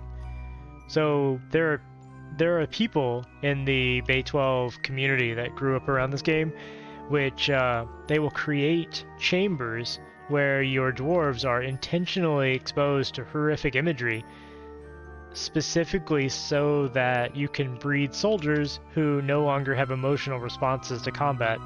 Well, not breed, but you can create soldiers that no longer have emotional responses to combat. They're just so used to the horrors because you've exposed them intentionally over and over and over. Then they don't run away in combat, and they don't get scared, and yeah. It's a terrible thing to do. So I've moved our stockpile for furniture over to the larger area. I'm actually going to make this area a stockpile for goods right now, so that they'll put the mugs away in there. And I'll dig out another area for that later. Actually, I'm thinking about making a tavern soon. It'll give them somewhere to socialize. So yeah, why don't I do that? I'm going to... how to do this? I'm gonna dig, or I'm gonna build. So I'll show you the building. We have a lot of stone, but not as much as I would like. I think I'll have them start making blocks. So they can make stone, like raw stone, into blocks, and it's very useful because one boulder gives you 4 rocks, and you can build the same size wall out of a block as you can a rock, so it's more material. So I want, anytime they have less than 100 blocks and at least 10 rocks, I want them to make blocks. I don't really care what material the blocks are made out of. Actually, I do. That's a lie. So what I'm going to do here is I'm going to go into detail and say you can only make this out of sandstone. So in that way I can specify they will only make sandstone blocks. I don't want them to make random blocks out of any other stone that they might happen to have, because then it'll look dumb, because it'll have a sandstone wall with one piece of granite in it or something. So they will start making blocks, and in fact, he is making some blocks right now.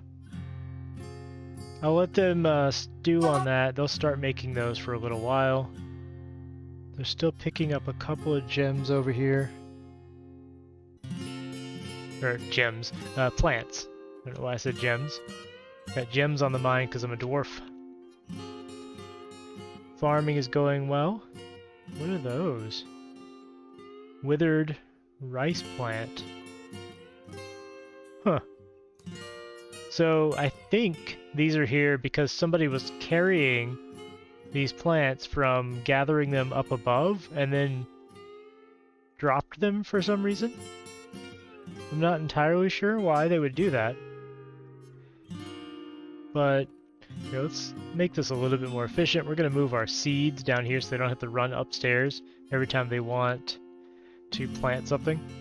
So I'm going, this is the stockpile menu. So you can get down into the nitty gritty if you want to. I've been just using general stockpiles, but I could actually say, you know, I want only, let's see, block all, I want only eggs in this stockpile.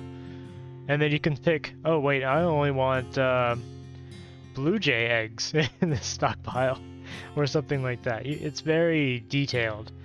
What I actually want here is seeds, only seeds, and then upstairs in our main stockpile I will forbid seeds so that they will eventually take all the seeds downstairs. You can see we're building up a small stockpile of doors, chairs, and tables as expected. I don't see any pots. Oh, there they are. Right there. Sandstone pot. Again, We don't ask questions about whether sandstone pots can actually hold wine, but clearly they can because there's a dwarven wine pot. Dwarven wine pot, sandstone, large. Inside it is a dwarven wine. 4. So there's 4 units of wine inside this pot. Very good. So we have seen that they are indeed brewing. I think at this point we can actually start digging out the fortress. But I did want to build a small building out here. So how much, so if we go to construction, I'm going to use some of the advanced building features in the mod here. You can't normally do this. So actually I'll show it off real quick, hold on. So this is how building in Dwarf Fortress normally works. You put your cursor somewhere, and now I'm hitting the K and H key to make it larger or smaller on the axis, on the x-axis. And if I wanted to make it larger on the y-axis, I would use U and M. So yeah, it's a little bit clunky, but you can only designate out to 10 squares at a time with the default construction, and then once you designate it, you have to pick the materials. And it looks like we only have 4 blocks right now, so I'm going to hold off on that. Instead, I'm going to dig down. Now, it looks like all of this is also aquifer, but it's a slow aquifer, so we can afford to punch through it, and I'm just going to go down like 10 levels. Was that 10? Hold on.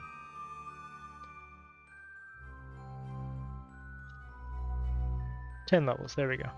And we'll make this an upstair. And just let them dig that out, and we'll dig out some actual fortress levels. Rooms, bedrooms, things like that.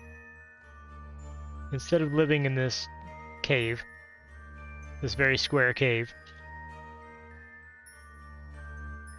Just waiting for them to dig it down. What's the benefit of crafting a wall from stone blocks? There are 2 benefits. So a stone block wall is harder for enemies to climb than a rough stone wall.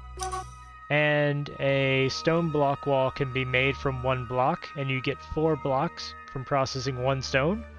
So you just get more material out of a single stone. You can make 4 walls out of blocks from 1 stone, and you can only make 1 wall out of 1 stone, you know? Why did it cancel that? Is it because it's damp? Strange. I thought digging down wouldn't cancel. So it looks like only down to here is the aquifer, so I'm going to go ahead and set these for smoothing.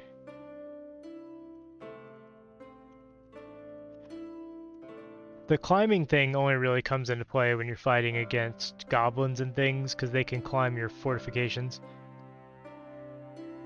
So mostly it's just about saving material, which I guess I don't really need to worry about.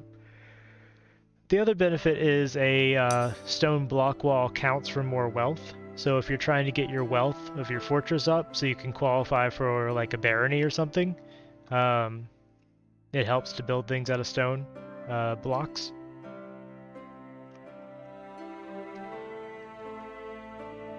We found some nice, annoyingly yellow rock. They're just going to keep digging down for a while. I would like them to dig this out so that I can designate the rest of this for smoothing. As you can see, this is all damp. That's just because we're in an aquifer. The aquifers are, they've recently changed to be like fast and slow aquifers. It used to be just fast. So it was very hard to get through an aquifer. That's a good point too. Bricks are much lighter, so it's easier to move around.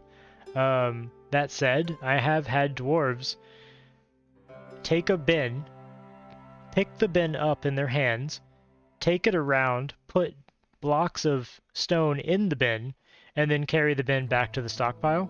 I've also had dwarves pick up, not use, but pick up a wheelbarrow that was full of stone and carry it on their back rather than pushing it. They're not always the brightest. Just imagine like seeing a dwarf running by, well, staggering by, holding a wheelbarrow full of bricks or stones. Yeah, they are very useful, I agree. I've got several of them being used for our stone stockpile right now. Mostly I have the stone here just so that they'll go gather up the random stones around the fortress and take them closer to the workshop. This is a temporary work camp right here. They're not going to live here. In fact, all of this may become the tavern later on. I like to put a tavern at the entrance to the fortress. That way all of the visitors to the tavern are like free defenses. So if a siege happens, they have to go through the tavern first and, you know, take some casualties there. Hopefully, anyway. So, I don't think a lot of water got in here. Oh, spring has arrived. We made it through winter. It's doing its autosave. Give it a moment.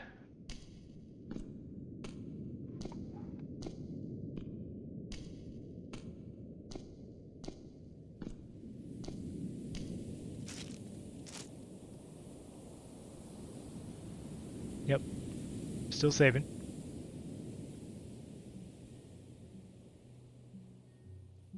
Just want to point out that this game currently is installed on an SSD and it still takes this long to save.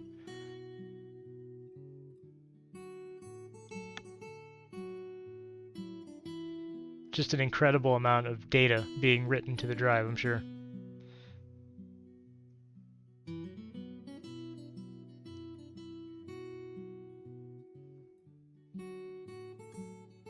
Okay. How far down did we get? Not too much water down here. So I don't really want to put my living quarters in this annoyingly yellow stone, so let's go further down. Maybe another 10 levels, and then do an upstairs.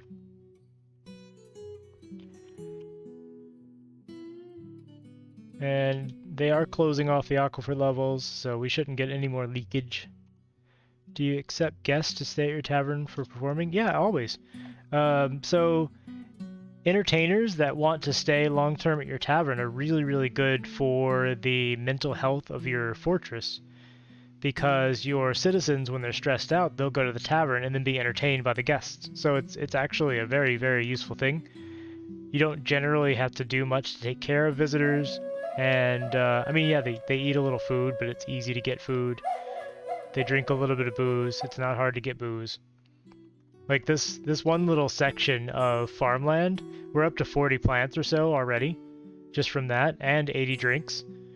And this is just a little, what, 3 by 1, 2, 3, 4, 5, 6, 7, 8, 9, 3 by 9 section of farmland.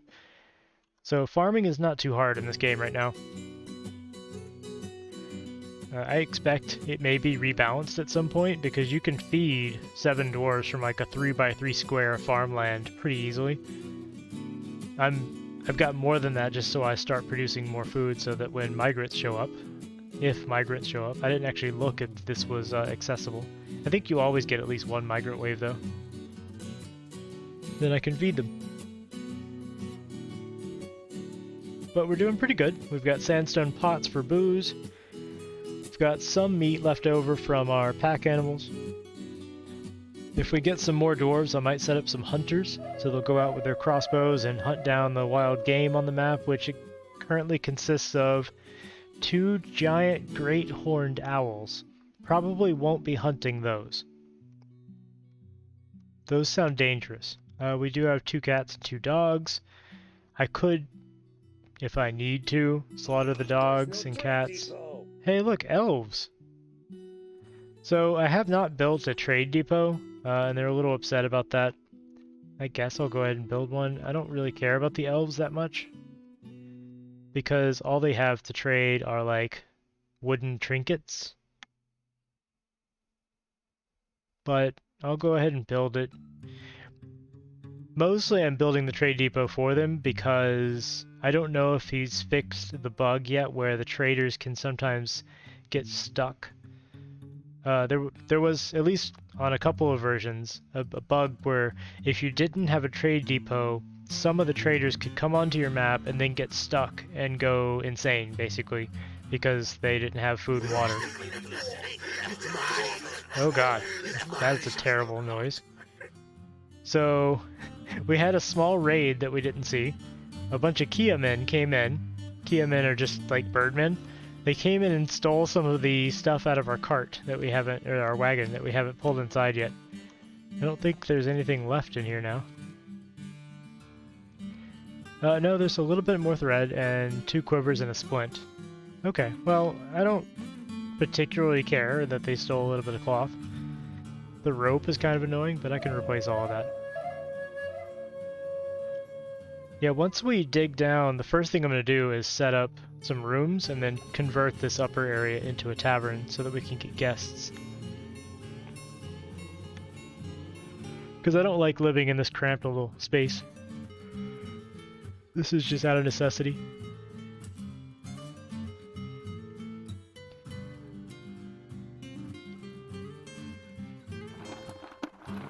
Yeah, I'm sure I'll get some cobalt thieves too. So the merchants, now that I have a depot, they have arrived. I'm not going to bother trading with them because they're elves and they've probably brought a bunch of crap. Let's see. Buckets, wooden spears, a tea-wood chest. All of their wooden stuff is grown from living trees too. It's not shaped. If you try to sell them anything that's made of wood, they get very upset at you. If you cut down too many trees, they get mad at you. Surprised they're not mad at me, but I think they only count logs that are actually in stockpiles, so I might be safe. And they have some food that I could buy from them, but I don't really care that much. I've got plenty of food, and dwarves don't like elves, so there we go.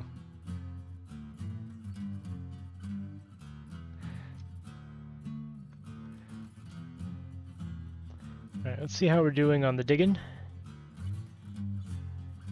I wonder if they're having trouble digging because that water's down there. I could, I'm gonna dig out a little bit to the side and see if they'll spread that water out.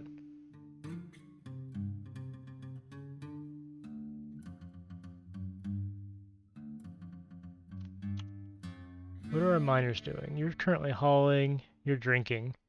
That's fair. I mean, you gotta drink. There we go. Okay, they're mining.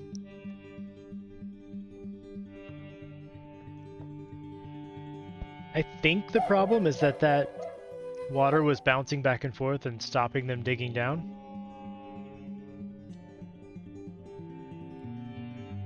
You know what? It might also be because those are upstairs and they can't go down from there because I'm dumb.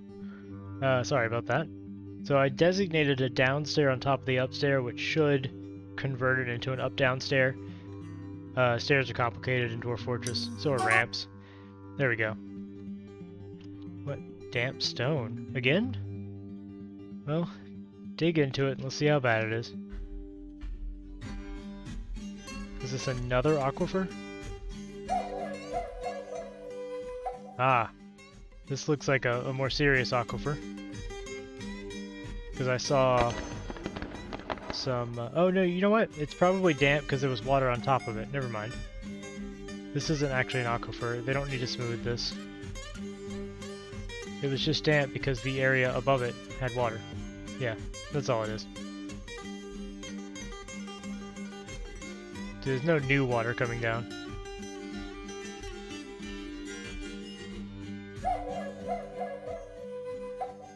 So we're down into a more attractive stone. What is this? Gabbro. At least it's not the annoyingly yellow stuff here, the orthoclase. So this may be a good level to stop. Let me just build big and upstairs here. And we'll stop here, and I'll go ahead and remove these designations. And from here, let's just dig out a hallway and a big ass room. And then I'll put some rooms off of there. Come on, guys. What are we all doing? Oh, you're sleeping. Don't sleep. Let me go ahead and do a job for beds as well, because I want to have a couple beds in stock at all times. So beds, at least 3. Actually, no, we're gonna do at least 2, and then at least 3 logs. So anytime we don't have any beds in storage, they'll just make a few beds.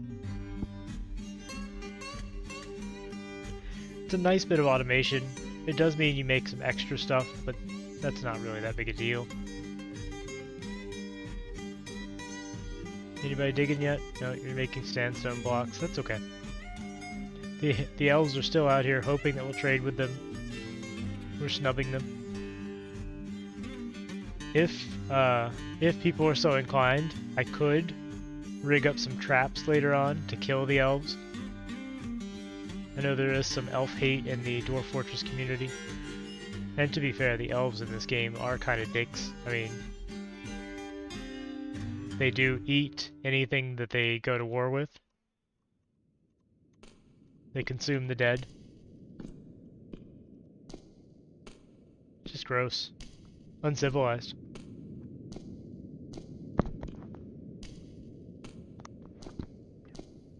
They don't even like gold. I mean, what kind of being doesn't like gold? Hey, thanks for the follow, Pixendrit. I appreciate it, man. Or woman. What is this stuff? So we've got some sphalerite. That's really good news. That's zinc, right? We can make some nice stuff from zinc. I think sphalerite's zinc. Somebody correct me if I'm wrong.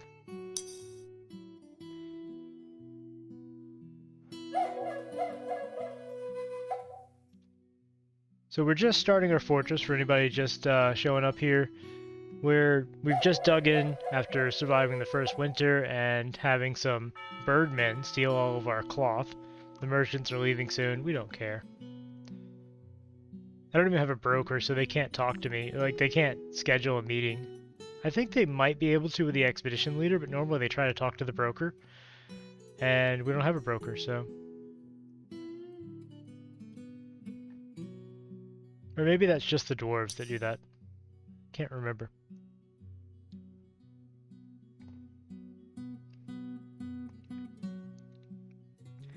A lot of different stone down here. This is interesting. Gabbro, slate. Native gold. Hello. We've struck gold. Alright, well, our fortress now has a source of wealth that will probably mean we can buy anything we want from any caravan from now on. That's a lot of gold.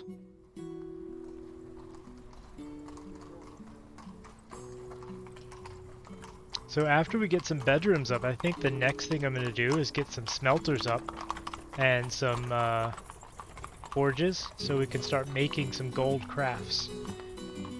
Because remember how upset our dwarves were at not having goblets to drink out of? Imagine how ecstatic they will be if they had gold goblets. Well-crafted gold goblets. No, they're upset because they don't have any more seeds. That's okay. In fact, I'll introduce a little bit of variety to their diet. Well, their palate. Because we're going to have... Let's expand the farm out a little. To each side.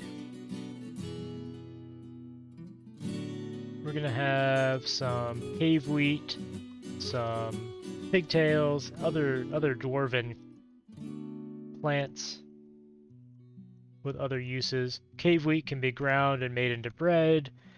Pigtails can be woven into cloth. Alright, so I don't usually make my bedrooms very large. I think a 2x3 is pretty generous. So I'm going to do 4 of these on each side. Actually, I'm going to do them like this.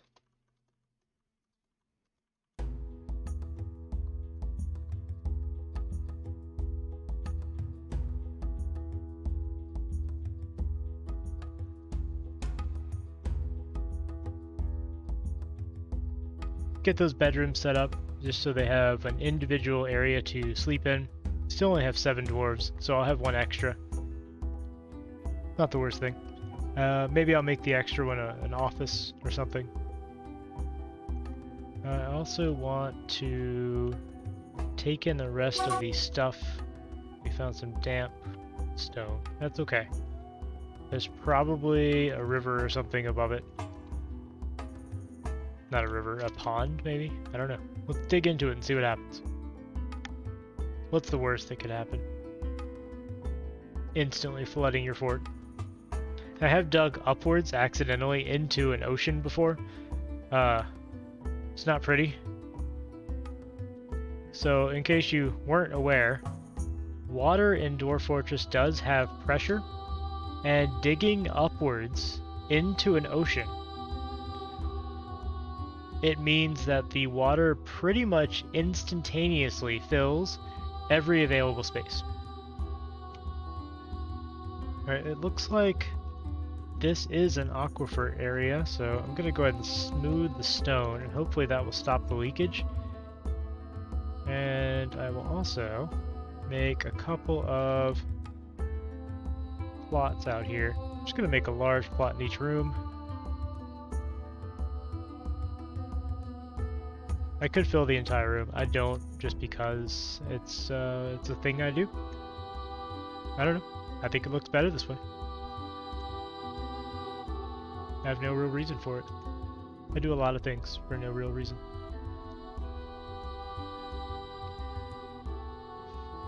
I do like the tile set art for the furrowed ground.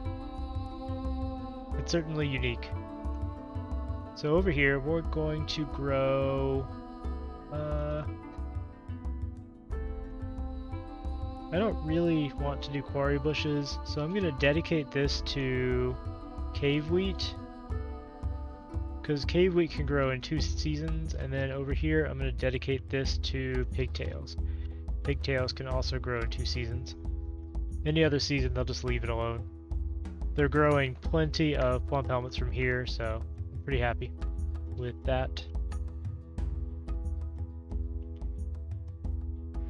And so that I don't have to manually page up and down through this entire shaft of rock, I'm going to put a hotkey on this area. So F2 will now bring us to our new living quarters. F1 brings us up to the wagon. Just a quick way to get around. You can see them in the dining area, drinking their booze, eating their food. There's gems just piled up on the ground because we have nowhere to store gems right now.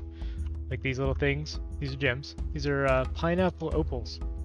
Don't know what those are. Some kind of gem. Just sitting on the ground. Imagine, you walk into the cafeteria, there's just piles of gems on the ground. It's a nice place. Really improves the ambiance. Gonna go ahead and put some doors down. Eventually, I will dig out the gold that is part of this man's bedroom. But for now, he can just enjoy that. We're gonna put some beds down.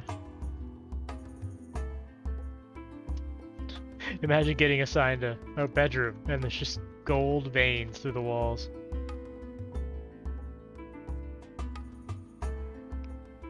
Those are very basic bedrooms. You can improve them. You can give your dwarves little chests and dressers and things that they will store things in.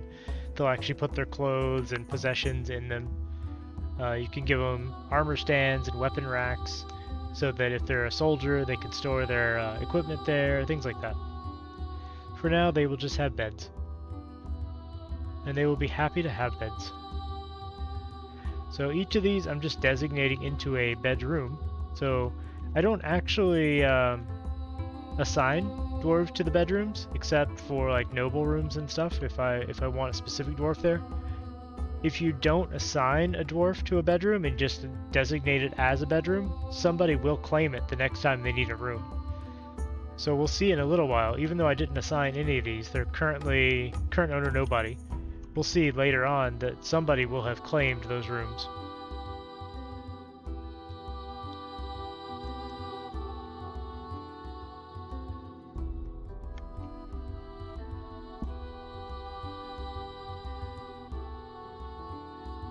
I want to clean up some of the stone down here too, but I don't really have a good place to put it right now. Alright, let's start pulling some of the stuff out of our main area here so that we can make that into a tavern, as I said. I'm going to relocate the stone stockpile here temporarily. It's not going to be here forever. Don't get too upset. I know it's going to be dirty and ugly. We're going to put wheelbarrows down here to 3, and I'm going to delete this stockpile up here so they will reuse the wheelbarrows we already have.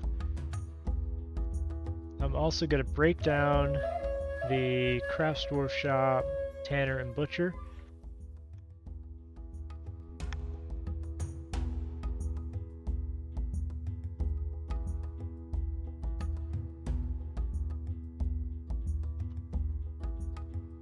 You can see them very busily going up and down stairs with wheelbarrows. I have no idea how that works. If you've ever tried to move a wheelbarrow full of something heavy up a staircase, you know that that is probably one of the most difficult things to do, especially if it's like a really heavy load of something. Wheelbarrows are not very stable because they only have one wheel in the front generally. And they bounce all over the place. Especially on stairs, but just generally as well. Alright, so that man just went into the bed. I bet he's claimed the room. Yep, the expedition leader was the first one to claim a room, of course. So, Thob Mingshirik has a room. Good for him.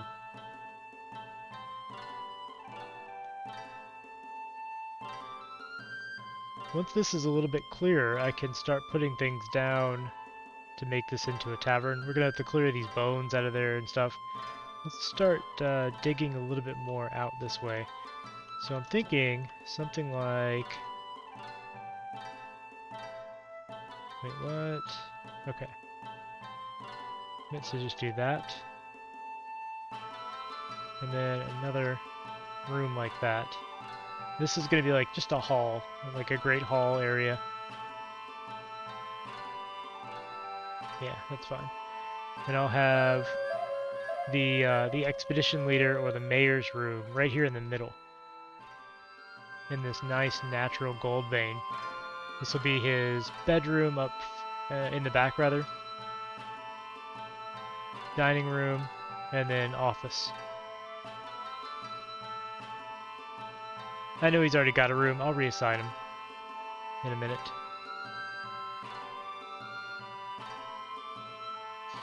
Then we'll put some workshops back here in the back.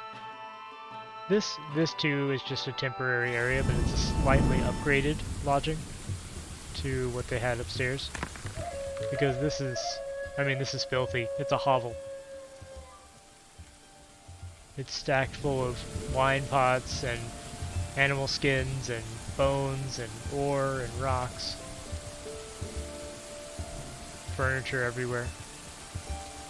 This one's not any neater, but at least it's nicer with the gold all through the walls.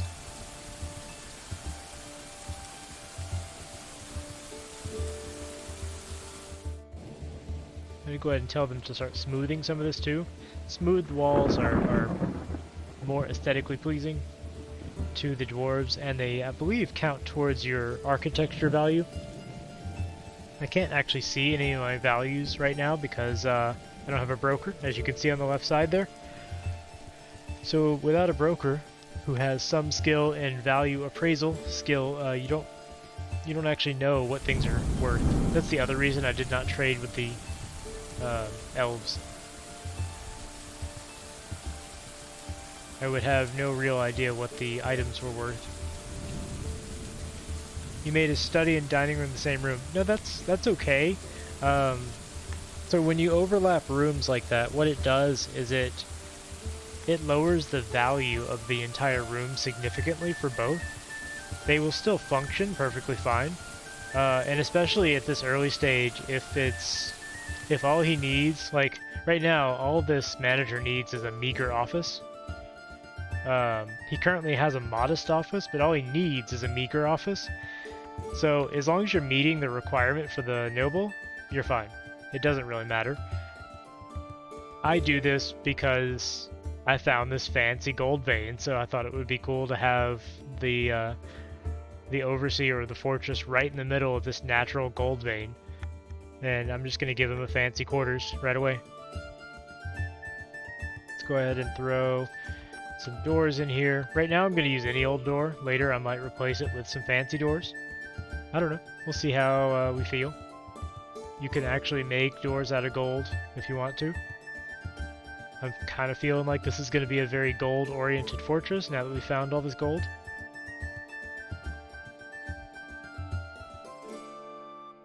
Look at the mess that our cats are leaving everywhere. There's dead lizards all over the outside of the fortress and the inside.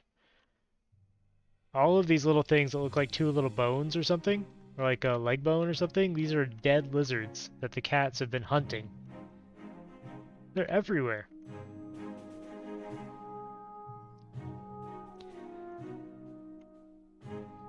Here, I wonder if this guy has any positive thoughts for being in this room. No, he's happy about being in a very good bedroom, though. Oh, he felt love, remembering a new romance. So there's a little bit of love going on in the fortress. See, all these things happen in the background. And you can see it near the bottom of his thoughts. He was embarrassed, dwelling upon sleeping without a proper room. And then fast forwarding several seasons, now he's ecstatic, or blissful, after sleeping in a very good bedroom.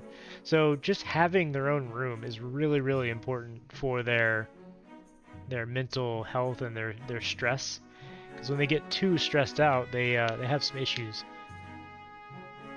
Oh, actually it said right there, he is romantically involved with Zazit wheel clubs. Alright, let's see who Zazit is. Zazit was our woodcutter. Yeah, so we've got a little fortress romance going on. If they get married, I'll give them a room together. Let's go ahead and throw a table and chair here, and a table and chair back here. Doesn't really matter how you put the furniture in the room.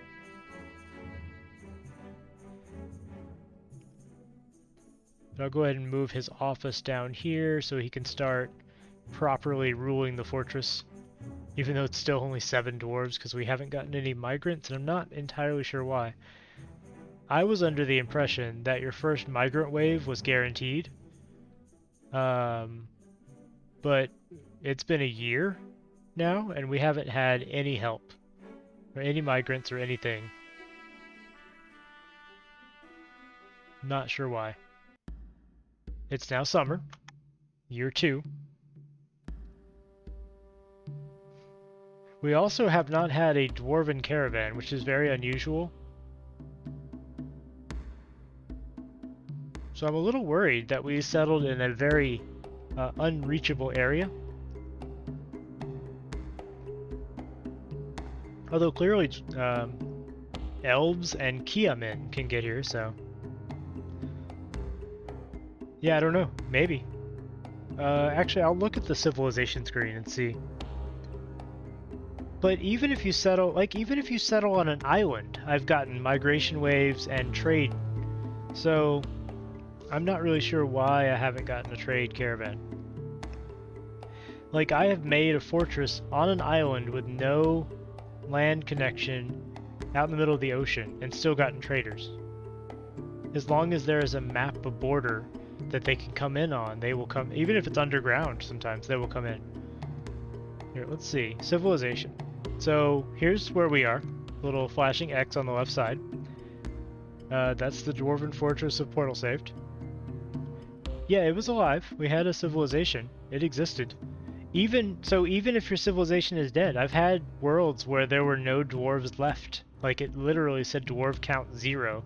You still are guaranteed, supposedly, that first migrant wave, and I still got, like, 14 people the first year.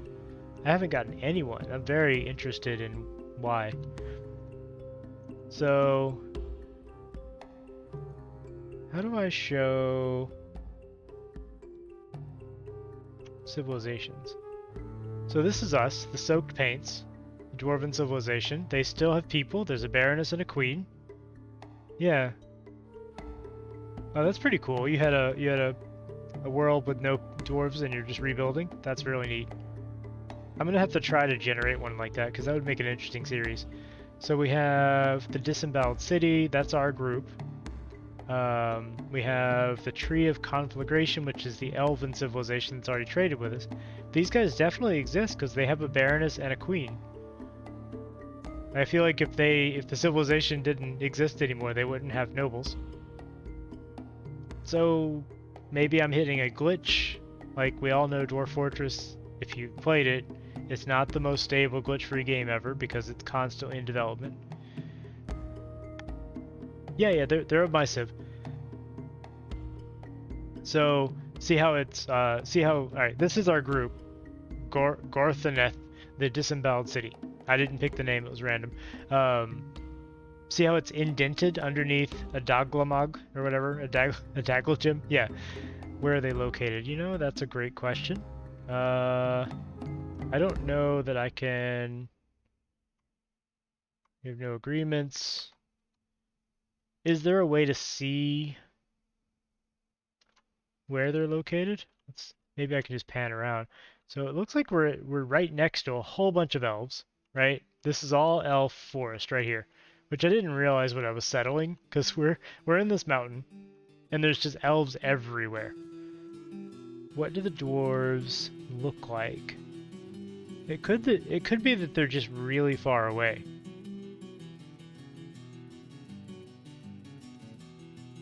I'm sorry, what? The name of this mountain range is the Spikes of Fondling. Under the purple, yeah. Is that no, that's... So... That's the Dwarven Hillocks of Handelmark. They're under the civilization of the Skinny Crypts. That's a different Dwarven civilization.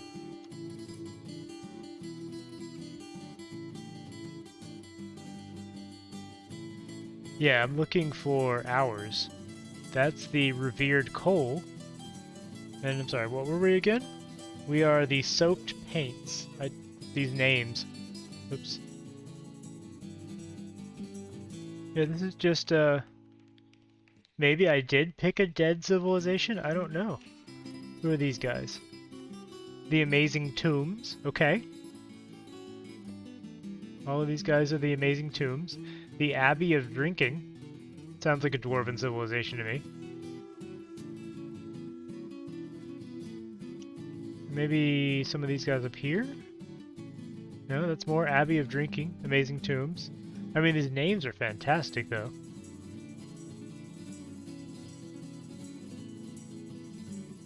Revered Coal. Revered Coal. Revered Coal. I don't know. It could very well be that I accidentally picked an extinct civilization. But I have never once played a game of Dwarf Fortress where I did not get a migration at least once. Now, I've played a game where I did not survive until the migration. Even with a dead civilization, I've gotten a migration before, at least once. And if dwarves of any kind exist on the map, you should get some people, like some people trading.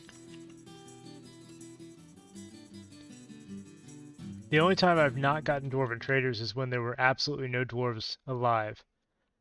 No, it's okay. I'm just looking around, cause so I generated this just before the stream, just so I didn't have to wait on stream to do this. I didn't actually look around the world very much,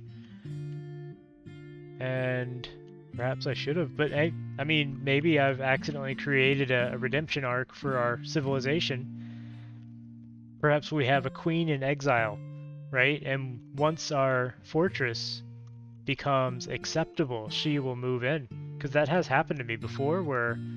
Oh, there's a different civilization. The Greatest Howls. Oh, that's an elven civilization. The Revered Coal. Yeah, I don't see us anywhere. Anyway, I've had it happen where I've grown a fortress up to a certain point and the ruler, the monarch, just shows up. Like, hey, I live here now. Thanks for making me a fort. let's go be monarchy over here. And then they demand a royal room, and you're like, okay, trying to feed everybody, but now I gotta build some furniture and some gem-encrusted beds. Then you can arrange a unfortunate accident for the noble, you know, when they have some annoying mandate. I had one noble who had a particular fondness for, well, he really liked both, what was it? It was like tin and warhammers. So he kept saying that I had to make 10 warhammers. And tin is not a particularly good metal for any kind of weapon. In fact, I don't know, can you make 10 weapons normally? I'll have to check when I set up a metalsmith, because I don't know that you can. Anyway, he met an unfortunate accident, some mining accident. You know, it was just something, some fluke. He was digging in a really deep cavern, and something fell on his head after somebody else pulled a completely unrelated lever, and he died. Very sad. Yeah, just a fluke. I don't... It's cave-in, just random. It's tragic, really. I mean, they mourned, they elected a new leader. The new guy, he really liked shoes. And I was okay with that, because we could make shoes for days. He had a lot of shoes. He had a whole closet full of, well, closet. He had a whole dresser. I made him a closet by making a small room with an internal door and then putting a bunch of dressers in it. So it was a closet, quote unquote. So he had a closet full of shoes and cloaks. He really liked cloaks, so he would wear like 6 cloaks for no reason. I don't know how he fit them all on his neck, but he would walk around and you would look at his inventory. He had 6 cloaks, and they were different each time I looked at him. It's fantastic. It was like our first fashion-conscious dwarf. Changes his cloak with the season. Or sorry, his cloaks. I mean, if you have less than 6 cloaks on, are you even fashionable? What kind of mundane dwarf are you? So do all of our dwarves have rooms now? Let's see. Probably not, because I forgot to designate these as bedrooms. But let's see if these are all taken. Yes, yes, yes, and yes. Let's throw a bed in here. We can make that a bedroom. Yeah, I still don't know if the cloak thing is a bug, because I've seen it several times. And it was actually behavior that dwarves would do back in the days when you had a dungeon master. So there used to be a noble called a dungeon master who was in charge of taming animals. And he was the only dwarf that could do animal taming back then. And there was a fluke in his behavior that I don't know if it was intended, but it would cause the dungeon master to always wear multiple cloaks. And I was interested to see that I had a noble later on have that same kind of behavior, so it may actually be an intended thing in the game that some dwarves just wear a whole bunch of cloaks. Or just a really persistent bug, I don't know. Alright, let's get some actual workshops in. I think I'm just going to start workshops back here.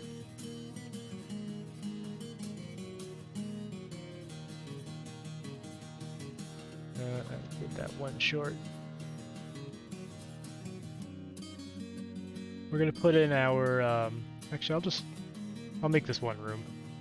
This will be our metal smithing area. I'll put a couple smelters in there. I'll put a metalsmith's forge in there. We'll start churning out some gold trade goods just in case somebody does actually trade with some useful stuff. And if not, they can use the goblets as fun things to drink out of.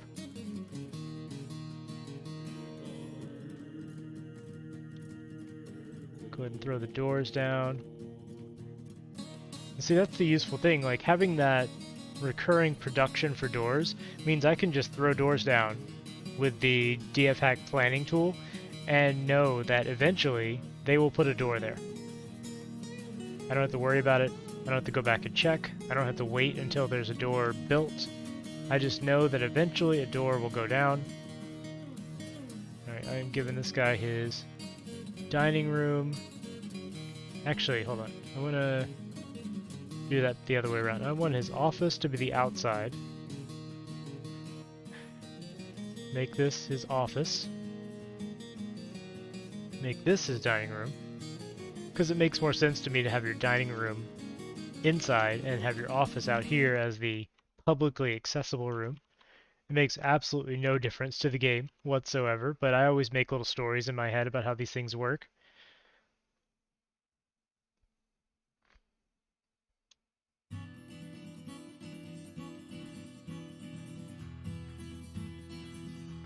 Look at this absolute unit carrying a stone door by himself all the way down the stairs, across the room. Like, you would think they would get a little help. Imagine how heavy a door is, made entirely of stone. And this guy just slung it on his back and walked down the stairs.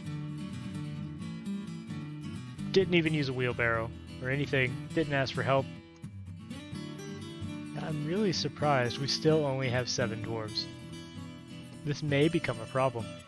I am going to turn this area into a tavern, like I keep saying, so we will see if we get some extra people. So let's go ahead and start planning that out. I'm going to have a line of tables over here, a couple chairs. Yeah, that probably is what happened. He has asked several people for help, and they've all said, no, get lost. Actually, I'm going to turn that around. So, I'm going to make this look like a communal table with chairs around it.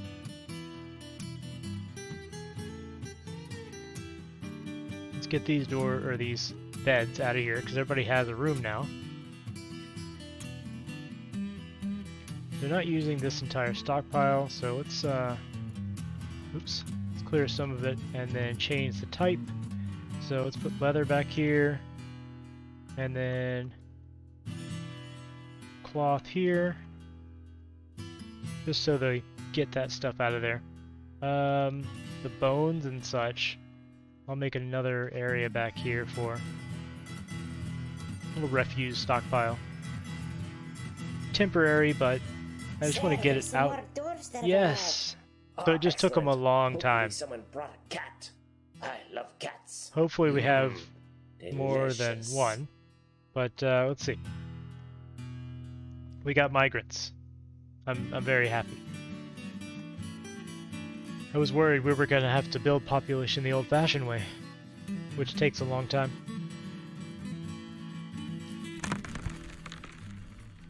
Struck amethyst. That's extra. That's excellent. Sorry, I'm slurring my words because I'm very tired. I was up at 3 a.m. this morning. It is now 8:24 p.m. It's been a long day.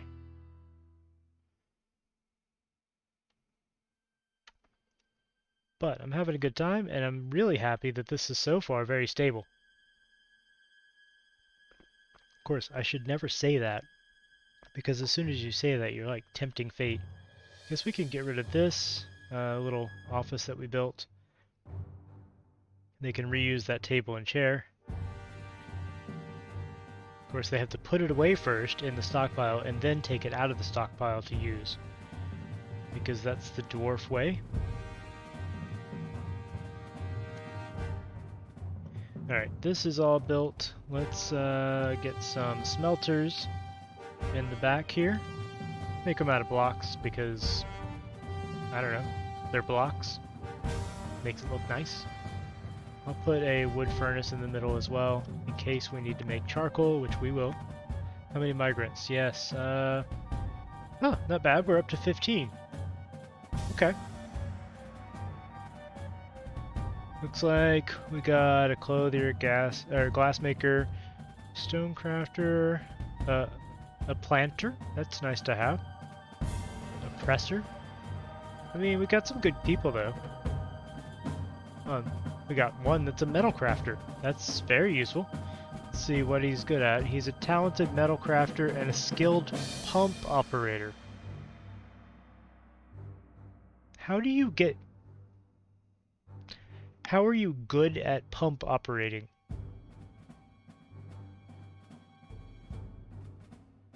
for those of you who don't know, a pump in this game is literally a handle that you turn. It's a crank. You're just turning a crank. He's just really good at turning it, I guess. I don't know what actual action that skill equates to, I suppose. I guess we need to build some more bedrooms. Oops. He's never turned the wrong crank. You know, that's a good thing to put on your resume. Has never pulled wrong lever. Never pressed incorrect button. Incidentally, speaking of levers, you can link levers up to various things. I know some of you have already played and you're like, yeah, okay, TTB, we've done that before. But some people haven't, and I like to do little anecdotes. You can link levers to things using mechanisms and control like bridges and traps, things like that. However, what I didn't know after I set up some really cool, elaborate bridges and traps and things, all lever operated, as well as drains for water and things like that, gremlins and gnomes can sneak into your fortress unbeknownst to you and pull random levers. Yeah, pump operator. It's the dwarf skill for using the water pumps. Right. No, I get that it's the dwarf skill for using a pump. I'm just trying to figure out, how do you get better at turning a crank? I guess maybe he's strong and he can turn it even faster? I don't know. I don't get it. Nope, that's not what I meant to do. Not ramps. Like, maybe he's just really buff, and he can turn that crank faster than any other dwarf that ever has cranked before or since. In fact, I can check that to see if he's muscular. Hold on. Or if he's even a she. I didn't actually look at the gender. That was Medtob. It's a she. She's almost never sick. She's very agile, but quick to tire. So she's quick to tire, but she's really good at pumping. Keeping in mind that most pumps in this game are manually operated, being quick to tire doesn't seem like a good trait for someone who's a pump operator. Whatever. I'm not gonna mess with her. She can put whatever she wants on her resume. Alright, we've got our smelters going up. We have one anvil. I always miss it, Metalsmith's Forge. So I'm going to put the Metalsmith's Forge right in the middle here. Make it out of blocks. And what I'm going to do now is I'm going to go into the stockpile that we made for stone.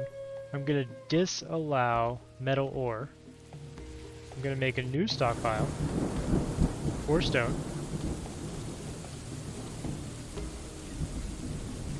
Oh, is it?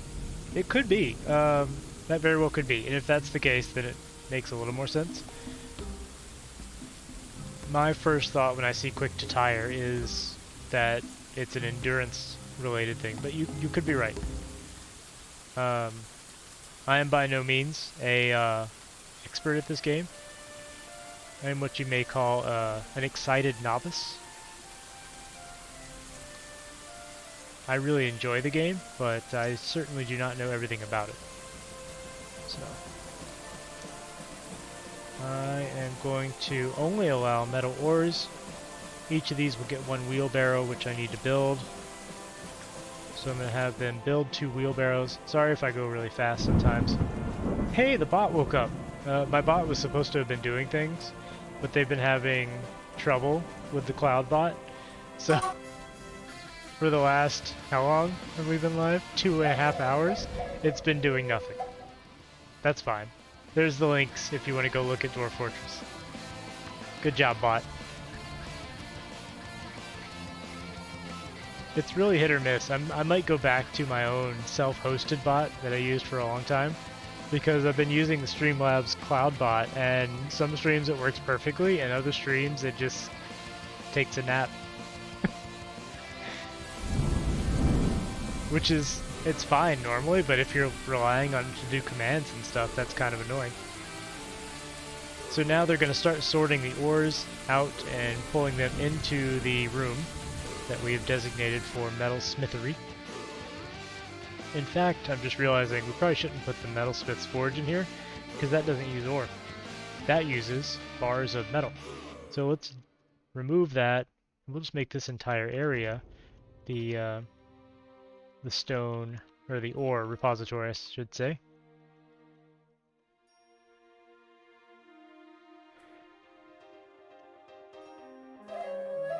I'll move the metalsmith's forge over to its own room,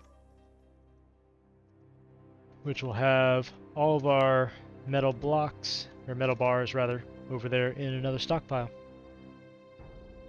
I'm excited that my bot's alive though.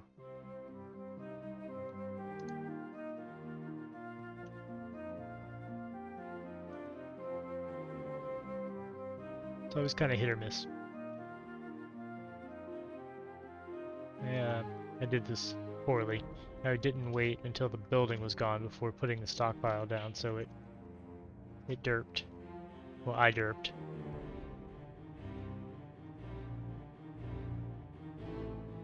There's a lot to dig. We only have a couple miners.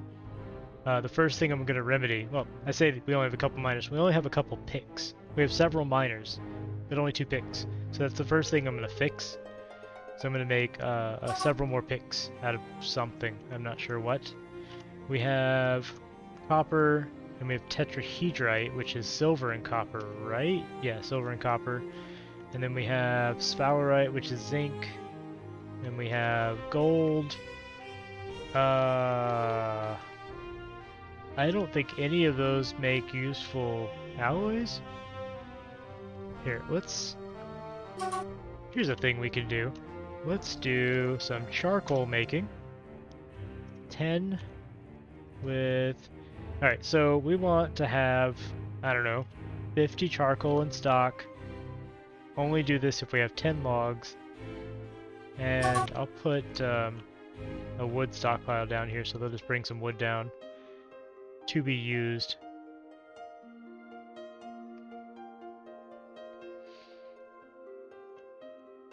I mean, we have 15 people now. Things are happening a little faster. It's still taking a while to do most things. I want to get the workshops out of here so I can, well, I can designate this as a tavern anyway, but I don't like having workshops in my tavern. So I'm going to go ahead and dig this out to be kind of a mirror of this. How do I... 2, 3, 4, 5, 6, 7, 8, 9, 10. I did 10. And then out to here. Yeah.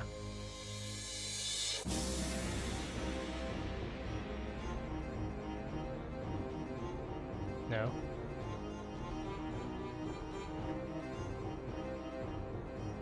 Okay, now it's moving. I swear I know what I'm doing. I promise. It may not look like it, but that's an illusion. I'm actually very good at this game. I just pretend not to be.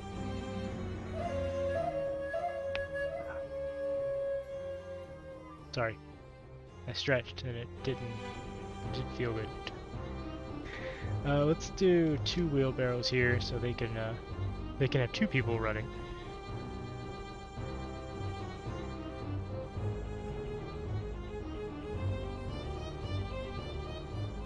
It just takes a while to do some things in this game, and moving stone is one of those things. It can take years to clean up large piles of stone. I'm not particularly happy with it all being in the middle of the fortress, but you gotta put it somewhere.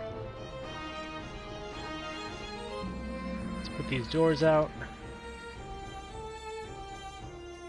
The other problem is I'm doing many things at the same time, which is usually bad because I only have 15 dwarves. How do you do your military? Alright, so the military is a very complicated thing. What I usually do early on is I have just a group of melee irregulars, and by that I mean I don't give them specific weapons. I give them individual choice, and then I have them wear leather armor, which is pretty easy to source once you get a couple hunters. Later, though, I will actually build out like specific military uniforms for them. So I do. Let's see if I can recall off the top of my head, because I'd have to look at my notes for the specific layering. But I usually do like I do layered armor, and it's like chainmail, and then a breastplate, and a helmet, and gauntlets. I don't know. I have like an armor setup that I usually go for, which uses the layering system that Dwarf Fortress has, because you can wear some things inside of other things, and it kind of matters that they're a little bit dumb. So sometimes you'll get a dwarf that put his breastplate on first, and so now he can't wear chainmail. So I have to sometimes equip them in waves, where I'll like set chainmail on all of them first, and then let them all wear the chainmail, and then put the breastplate on them all. I didn't mean to make this too wide.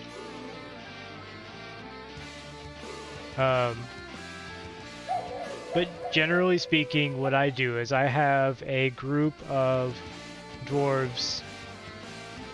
I have like 10 in a squad that are all the same weapon. Usually I use axes unless I have easy access to something like silver, in which case I use warhammers instead, made of silver. And then I have them wearing layered armor of whatever the best armor material I have.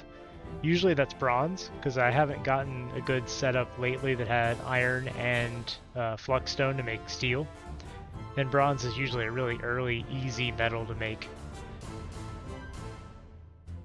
So I'll usually field a whole bunch of dwarves with bronze axes and bronze breastplates, basically.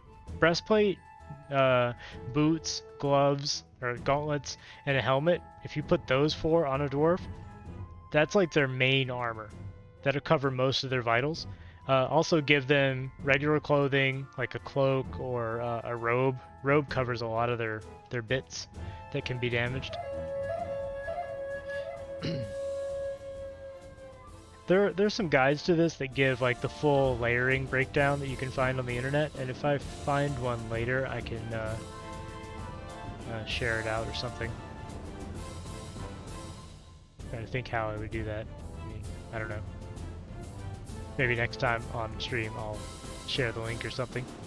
But it really varies from person to person. I've seen people do it very differently from me. I've seen some people use the same guides as me. It's hard to say what's best. I mean, I have some quirks that I do when I'm playing Dwarf Fortress that are not optimal at all, but it's just the way I play. Like, I usually don't put things up against walls, like the workshops and stuff. I usually don't put them up against walls, just because of the way I like it. I like the way it looks. Let's put a carpenter's workshop over here for now. I usually build things out of blocks. For workshops, it actually doesn't matter one bit what they're made out of. Also, I just said I don't put workshop up against walls, but I do smelters. For some reason, smelters against walls makes perfect sense to me, but having a workshop up against the wall doesn't. I don't know. Just what I do. Metalsmith's metal. Talking is hard. Metalsmith's forge. I apologize. I'm just so tired. All right. We need a crafts dwarf workshop somewhere. I'm gonna tear the one upstairs down. I already did tear the one upstairs down, because that's where we make our pots, and I think that's all I need for now. I may want a bowyer's workshop too, just for getting some hunters out. But that's not an immediate concern because we're doing okay on food. Speaking of, let me go ahead and make this expedition leader also our bookkeeper. I mean, he's not got a lot to do right now anyway. I'm just going to tell him to keep everything accurate. He'll sit in his little office and keep the books.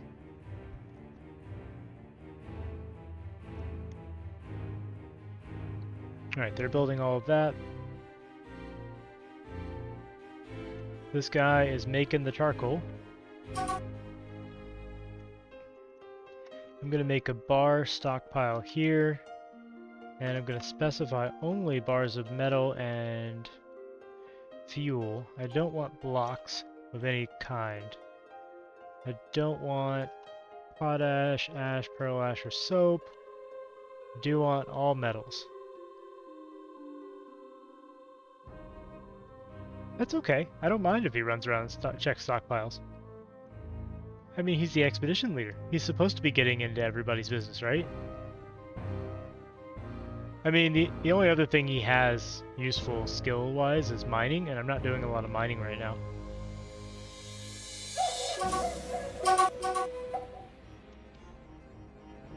So this equipment mismatch thing keeps happening because I have auto labor handling the labor designations. Usually I do this manually, but for the sake of the stream and not juggling multiple windows and things, I have this going automatically. When this happens, it basically means that they were on their way to pick up something, like pick up a piece of equipment, but it changed their job while they were on their way, so they're no longer eligible to pick that up or something like that. It's just a silly alert that comes up. Alright, we've got plenty of fuel now. Maybe too much fuel, but we'll see. These alerts are annoying too. I wish they would just stop trying to plant seeds when they had none, rather than tell me constantly. I don't know why this is happening, but I keep getting combat alerts when nothing's going on. Like, this is the latest thing that's happened, right? It's just this guy several months ago saying that he was satisfied about work. But the combat alert keeps coming back like there's new alerts. Bugs. Who knows? Okay, so now that we have some... Alright, we could make brass. Now that we have some fuel, it'll show me what ores I can make. I can make bilin, electrum, and brass. What version is? It's the latest? Give me a second, I'll tell you, hold on. It's the latest one, he says lamely.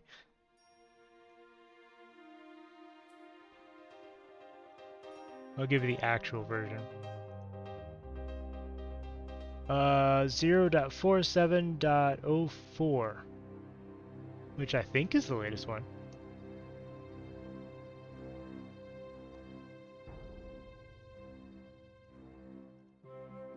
No, I'm checking that. 0.47.04, yeah. That's the latest one as of February 29, 2020. Almost a year ago. Yep. And I'm running release 11 of the Paradexis Errant Starter Pack, also known as the Lazy Noob Pack, which, since I have looked it up, I will put a link here for anybody else interested. That right there will get you to the same pack that I am using. It even has some instructions on how to use it. Feel free to grab that and have some fun with it. It's a great game. Even more impressive when you know that a single guy made this. I know I've said it before, but just one developer made this whole game, and it is a masterpiece. Let's designate our bedroom before we forget, because we already forgot. Don't want dwarves just sleeping in rooms without getting the benefit of having a bedroom.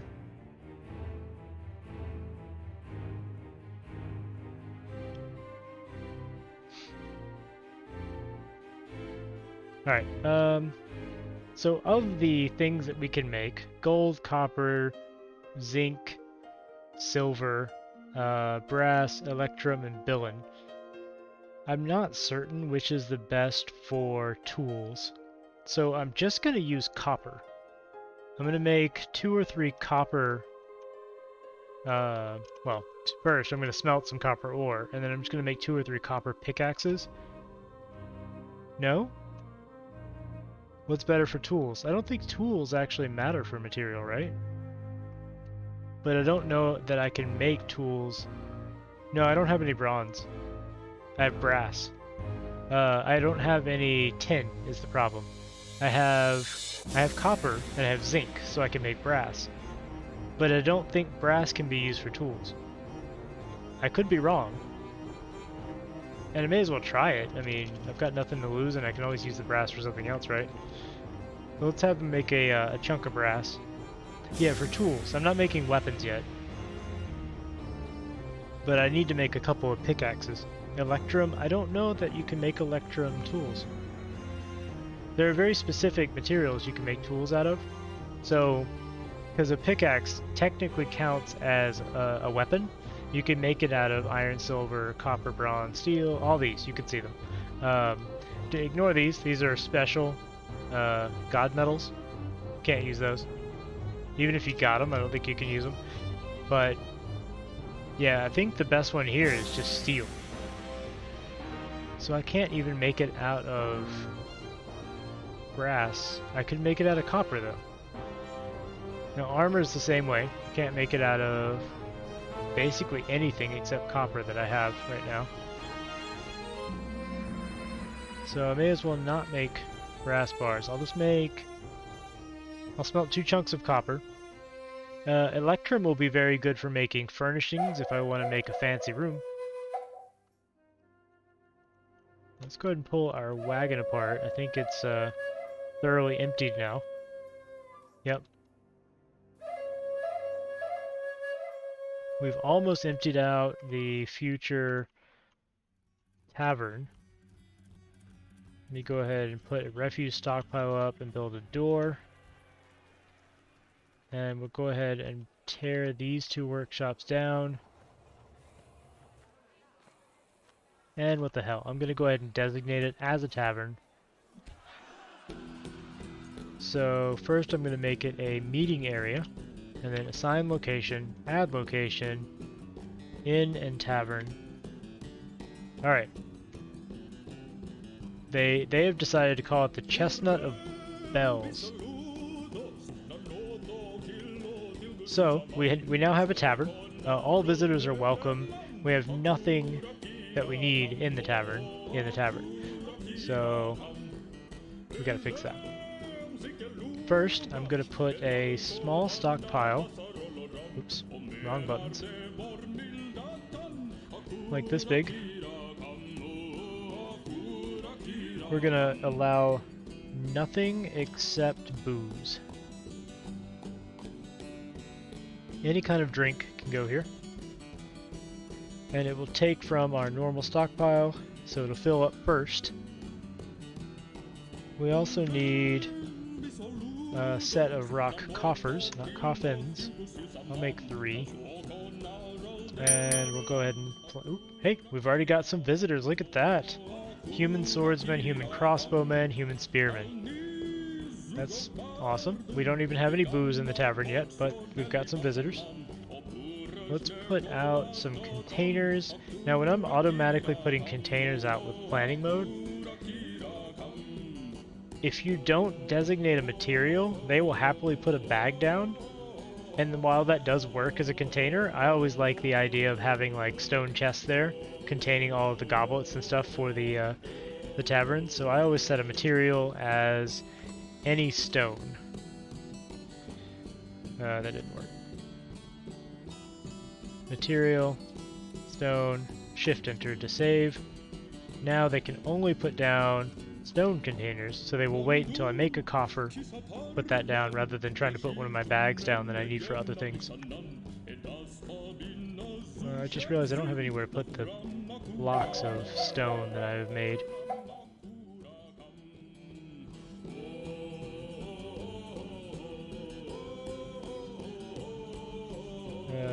No, I want that to happen. Okay. I can also make some bins. So bins are very nice. Unfortunately, they can only be made of wood or metal. You can't make them out of stone. But what bins do is you can store several items inside a bin, So they kind of they condense your storage. Normally you can only store one item per tile, but this lets you store many items in a bin based on the volume of the item. So conditions, we want, I don't know, at least 2 bins in stock at all times, as long as we have 3 logs. As we can see on Auto Chop, which is there, we have 1,255 logs on the ground outside, so we're probably okay for logs.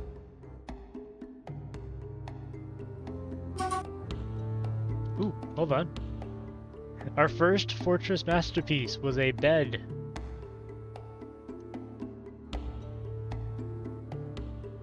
It's made of coffee wood. I bet that looks really cool. It's just a masterful coffee wood bed. Somebody's gonna get a really nice bed.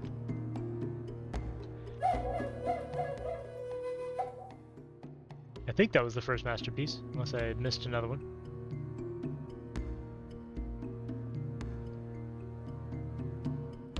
Hey, I appreciate you coming out, Assassinated Goat. Yeah, it's almost 3 a.m. for you. I can understand why you want to go to sleep. That's when I woke up this morning. So have a good night. I'll see you next time if you drop back by. I do things like this pretty regularly, complex little games like this. I'm probably going to be doing Dwarf Fortress every Friday for the foreseeable future. So if you want to hang out for another stream, feel free to hop on by. If not, have a good one.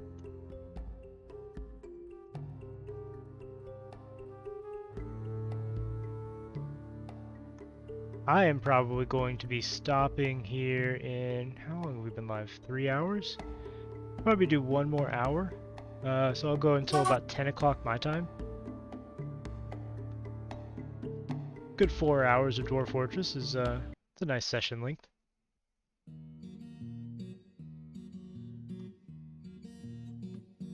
Based upon how things have been going so far, we'll get probably another year in. Maybe 2. I doubt it. Maybe 1 year. We'll see. I mean, things are starting to shape up, but this is still... I mean, we're not going to live here forever. This is like the leveled up, but still temporary quarters, right? Because I want to breach the cavern.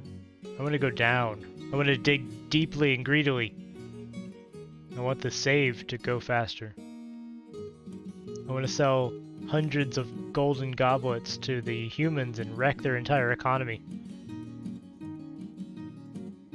I want to mint my own coins, even though they're not useful for anything because the economy doesn't function right now. There used to be a dwarven economy, and it was always kind of, how to put it politely, janky? But at a version, I don't remember which one, at some version in the past, you could get to a point, I think it's around 200 dwarves, where you would enable the dwarven economy, and thereafter dwarves would have to pay rent on their rooms, and you would collect the rent in taxes or whatever.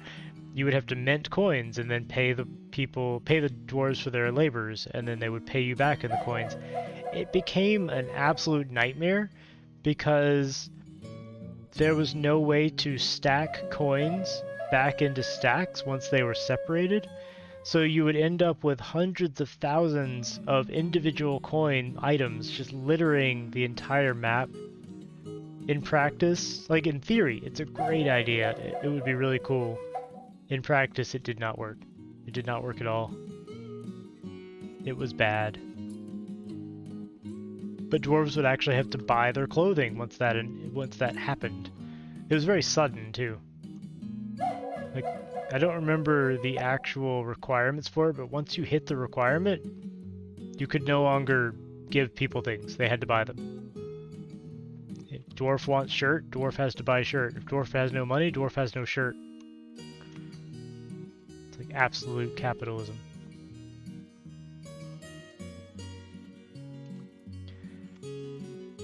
Which is strange because normally the dwarves live in a very shared burden sort of society.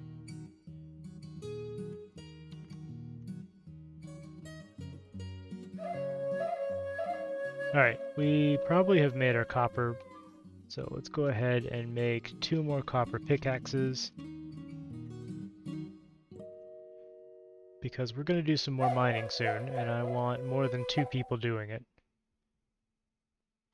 Making a lot of stuff. Charcoal, doors, another coffee wood bin. Alright, cool. Beds, coffers. That probably means... Yep. So now, if you see, inside these stone chests, we have some mugs. So we now have a location with some patrons. Human swordsman, human spearman, human crossbowman. Now if I go to locations, I can pick a tavern keeper. And this will assign one of my dwarves on a semi-permanent basis to entertain and serve guests, essentially. I probably don't need a skilled presser. What pressing is you can build a screw press and then take things like nuts or certain other plants and press them for oil. Not something I'm doing right now. So I'm gonna have Zazit, the presser, become the tavern keeper. Now he will hang out generally in the tavern.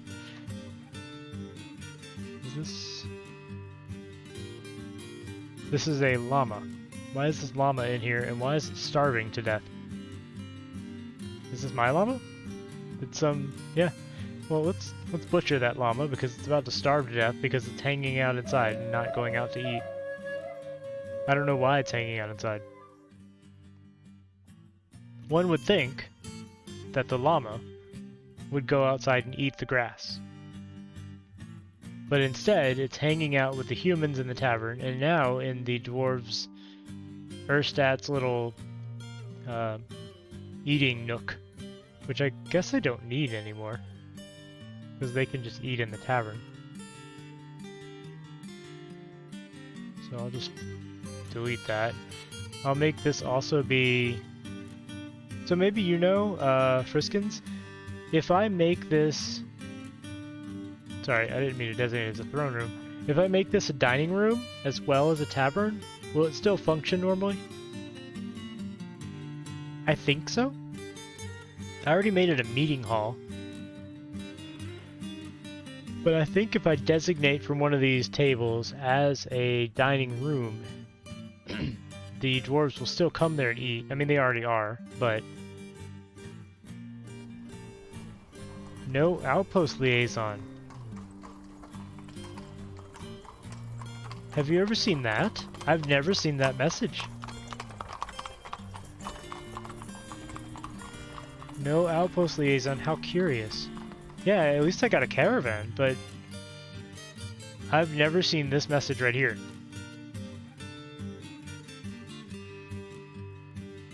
I think that does mean that my civilization is dead. And I accidentally chose a dead civilization. Do I have any skilled brokers? I do. Well, I have some skills that lead into broker, but do any of them have... Huh. What's the skill that lets them judge value? Hold on. I don't think any of my guys have it. I need a broker though, so I guess I'll just have the poor expedition leader do everything for now. Appraise, that's it, thank you. Yeah, none of my dwarves seem to have appraise skill, so... I also don't have anything really to sell. I guess I'll sell some goblets. I could quickly smith up some gold. Something. I don't know, goblets? Gold goblets? Let's do 5 gold ore, and then I will queue up 5 goblets to be smelted once the ore is done. Forged, I guess, is the proper term. You don't smelt a goblet because that would be... That indicates that there may be goblet ore that you could then smelt into a goblet, which that's not a thing. Well, they've arrived. Alright. Let's see what we do have that we could trade. We could give them some stone mugs. I mean, sure, why not? I didn't really prepare well for the trading because I wasn't sure if they were coming because they took 2 years to show up. Sure, we'll sell some stone mugs. If I do at least one trade, whoever's my broker should get a little bit of skill. Yeah, I don't care that the llama's starving. He was supposed to have been butchered. But I don't have a butcher shop. Because I'm dumb. Alright, sorry. Butcher shop. I'm just gonna build it out here in the middle of nowhere. And we'll do a tanner's shop as well, just right here for now. Eventually this will go in a proper kitchen or something.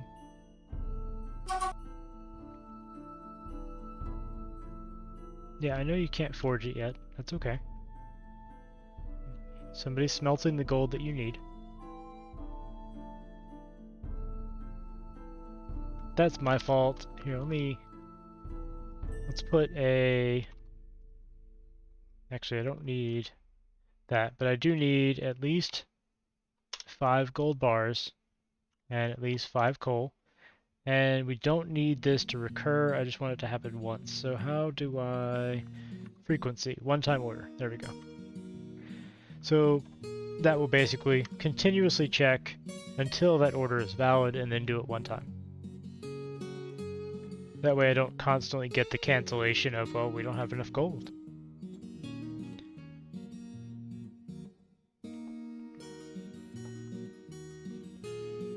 Have we brought our goods down? We have. Alright, let's see.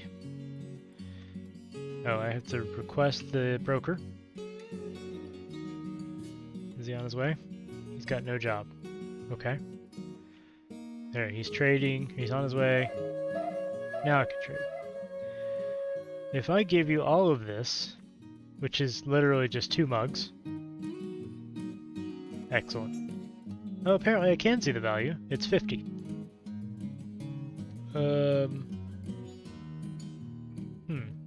Well, what's something cheap I can get from them? I just want to do a trade, because that will give him, like, some base level appraise experience. A training spear. There we go. I will give you 2 mugs for 1 training spear. Ah, wonderful. Yes, thank you. And then we can take this bin away. Now let's check. Did he gain some appraise experience? This used to work, I wasn't sure if it still does. Yeah, skilled appraiser. So that's kind of a thing. Yeah, the bin is worth more, but I didn't want to trade the bin. So this is a thing that Dwarf Fortress does. If you don't, like the first time you trade, if you do any kind of trade with somebody that's unskilled, they immediately gain skilled appraiser. And I think it's only the first time you trade. It sort of helps you out if you don't have a skilled trader right away. No migrants this season. I think I'm not going to get any migrants. This is going to be a difficult fortress. It'll be an interesting series though. I'm going to continue this each week just to see what happens. You guys need to get on building these, please. Oh, is he making my goblets? Yeah, alright. We can go ahead and trade some now. So let's start shuffling these gold goblets up. I think somebody's already grabbed one to drink out of it. But those 2 gold goblets should be worth quite a bit. Just as is.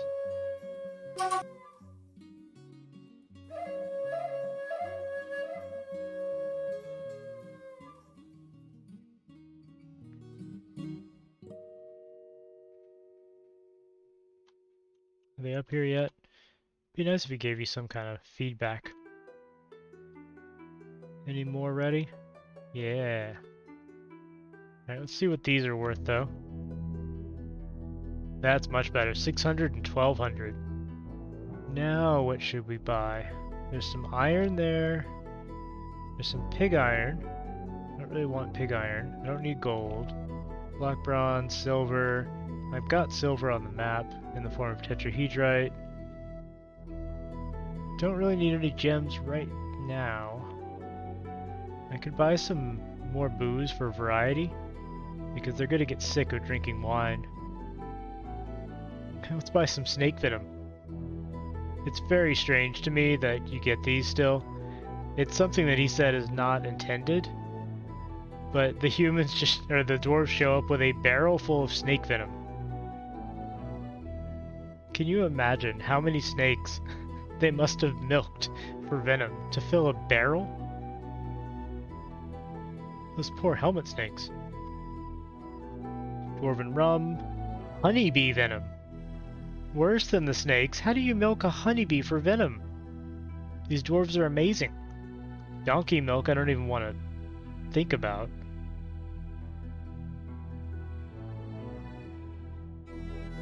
Reindeer milk, sheep milk, they will milk anything.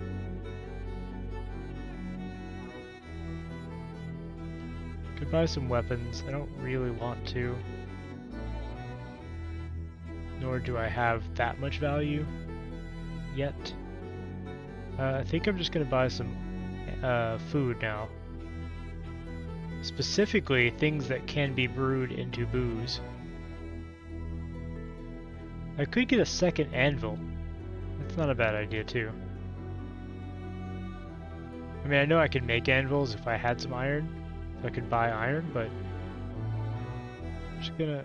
actually, I don't need pump helmets. We got plenty of those. I'll buy some fish to give them some variety.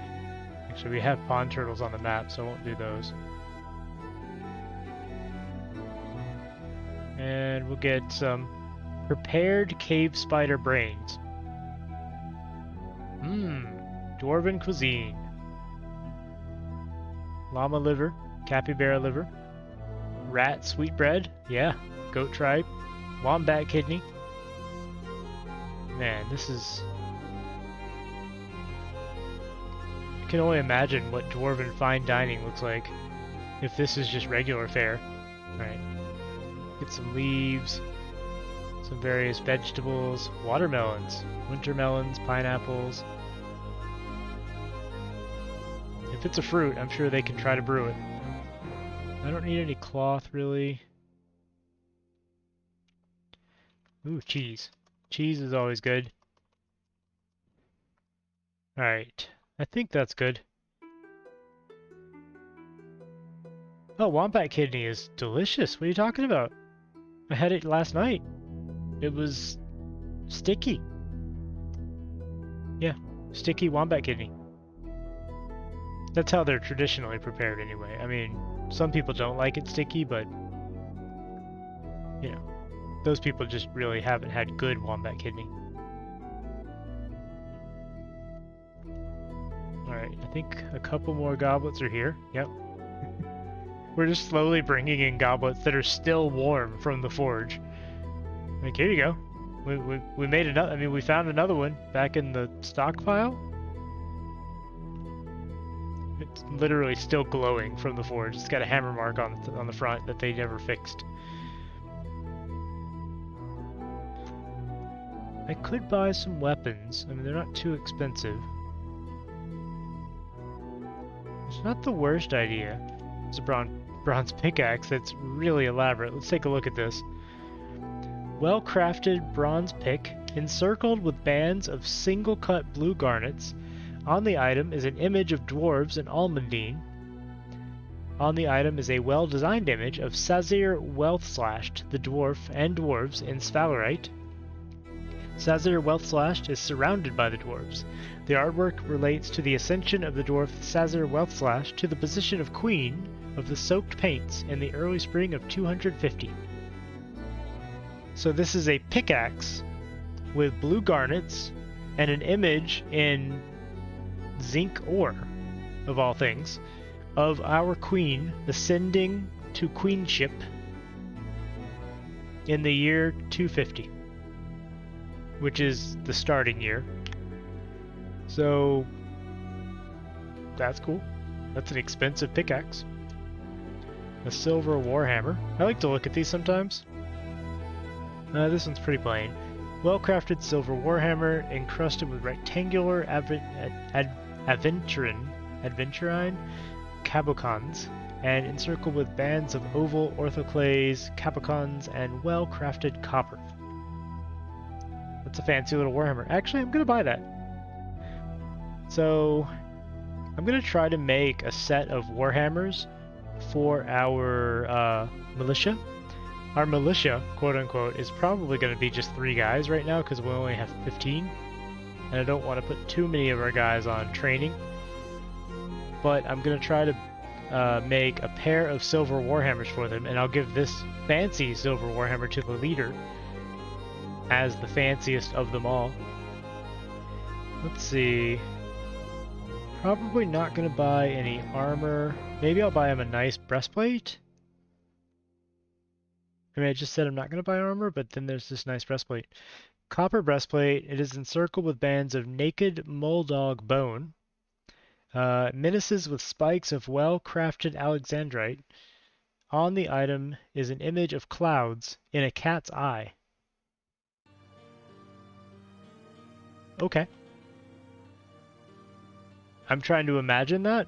It's a breastplate made of copper with stone spikes and bands of naked moldog bone, and then an image of clouds in a cat's eye. I can visualize it, and it's weird. Yeah, I don't think I'm gonna buy any of the armor. We can make copper armor. Do they have any? No, they don't have any tin. If they had tin ore, I would buy that, or 10 bars rather. They don't have ore or bars. I don't know. I'm actually just gonna offer a couple of goblets to the civilization too. I'll trade for these, and then do I have any other goblets ready? Yeah, I'll bring a couple more down, and I might just give them 2 goblets for free. It makes the civilization happy. I actually don't know what it specifically does, but I think it makes you, like, you have to offer a certain amount to be eligible for certain titles, I think. I don't know, I'm dredging that up from memory. I'd have to go check. Let's give them... I'm gonna give them the 2 lesser value ones. I'm not gonna give them this really nice one. But we'll offer those, they will get them for free, and then I think we're done trading.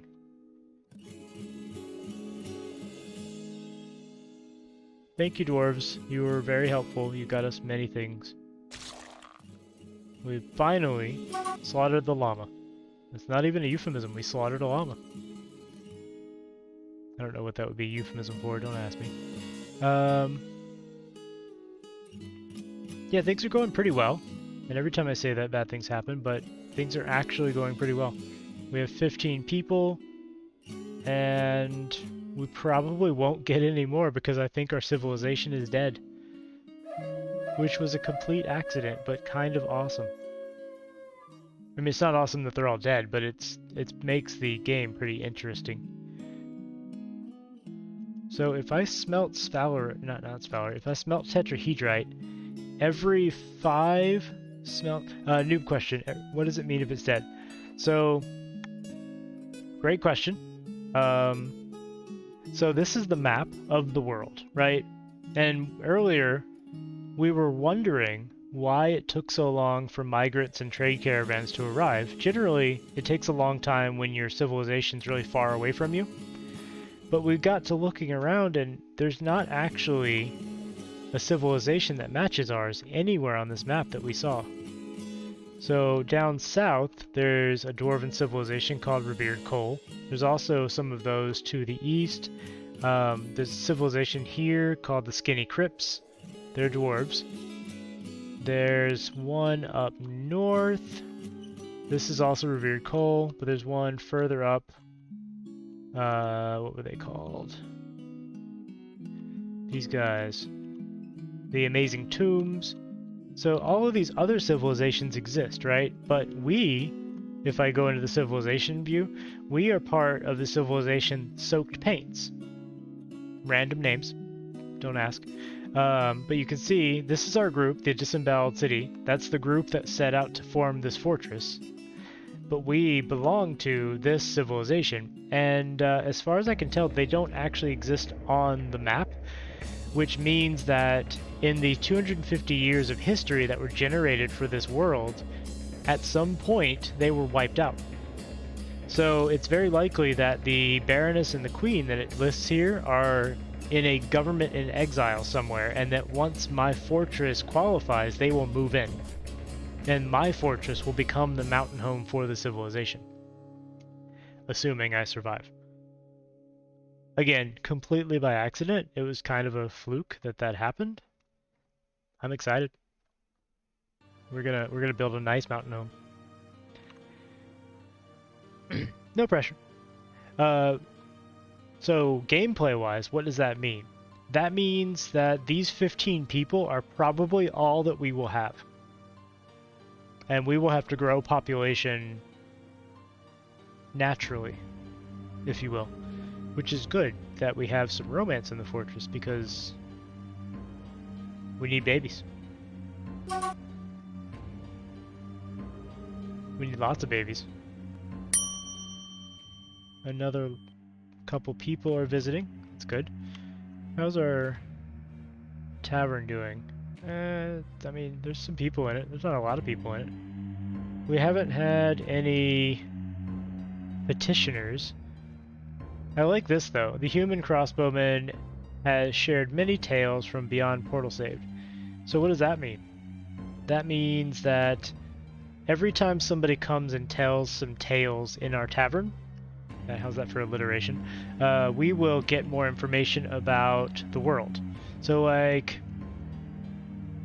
all right, so right here, we have gotten a rumor that this city, this elven city, has 2 artifacts in it. These 2 artifacts happen to be books.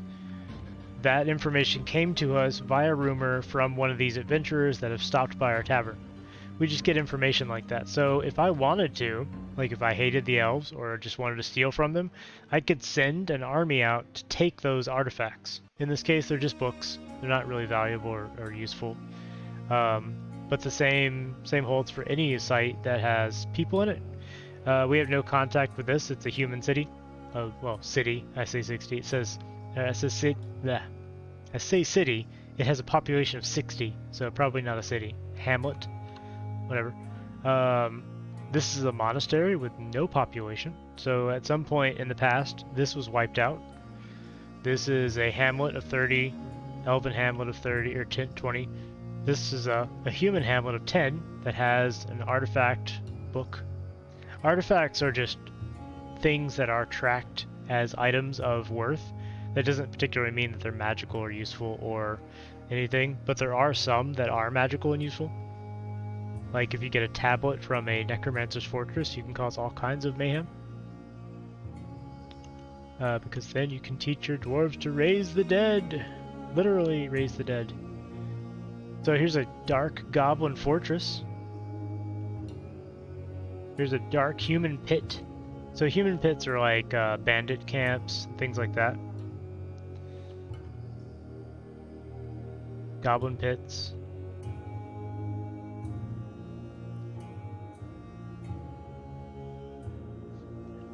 The other interesting thing about some of these governments is that they will be run by beings that purport to be deities.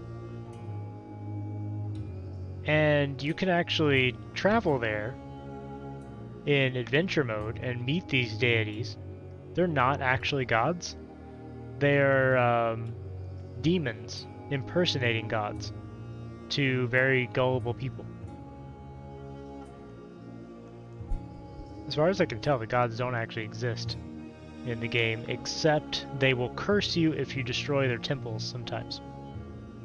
But that's all they do. So you can become like a vampire. There are vampires in the game. In fact, one of our 15 people could be a vampire for all I know. Although by now we would have seen some sign of it. More tails, excellent.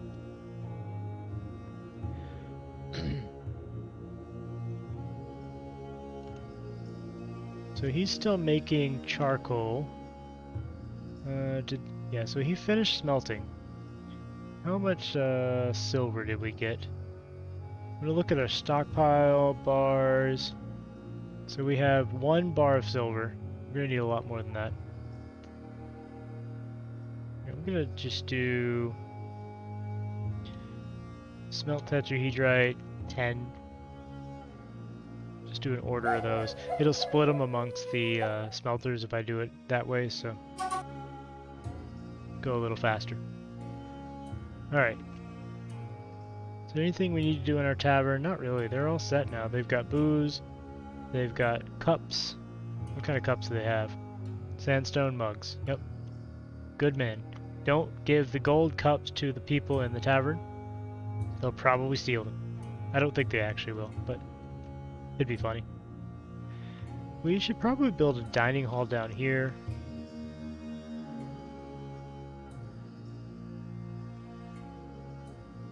So if they don't want to go eat in the tavern with all the humans, they can come down here and eat.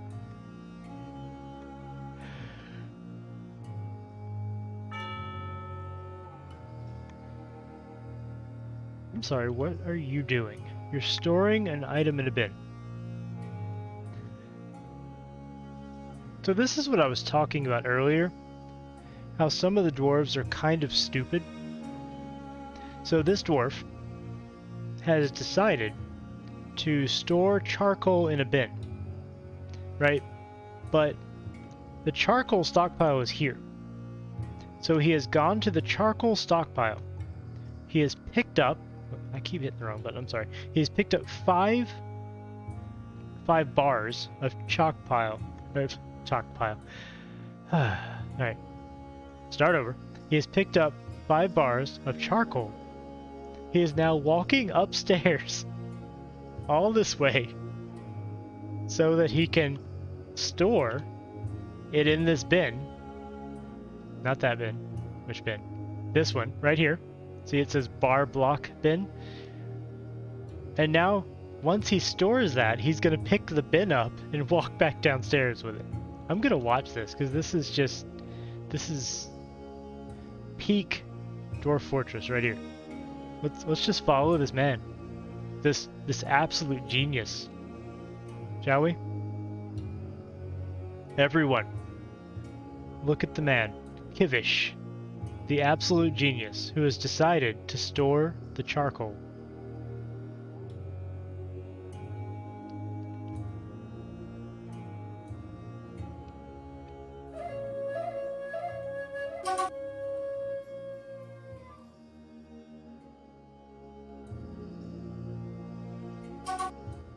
Oh, he's not even going to take the bin down.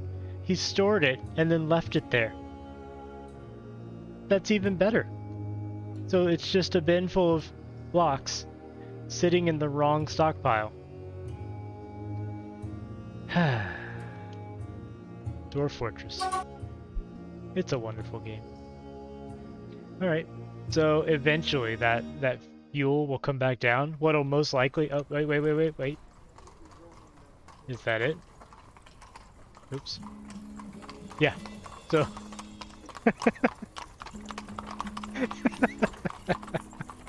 So this poor dwarf is carrying from all the way up there a bin full of gold bars and charcoal. Why they didn't bring the bin downstairs first and then store it and then put the bars in, I don't know. But instead they brought all of the bars upstairs to the bin so they could bring the bin downstairs. Can you imagine how much that weighs? In fact, I don't think we have to imagine. I think it might say. Oh, it doesn't. It doesn't give me the weight, does it? More information? Oh wait, no, it's up top. Is that pounds? Is that 880 pounds? I don't think that's actually in pounds. It's probably some esoteric unit, like stones or something. Yeah, okay. What is 880 stones in a normal?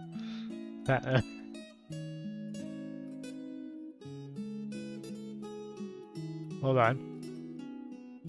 Okay, so 880 stone is 12,320 pounds. Just, you know, drink that in for a minute.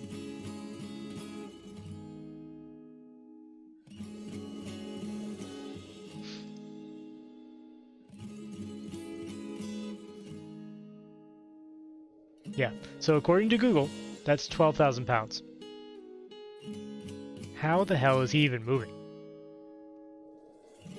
Anyway, continuing. We're just going to look past that little bit of trivia.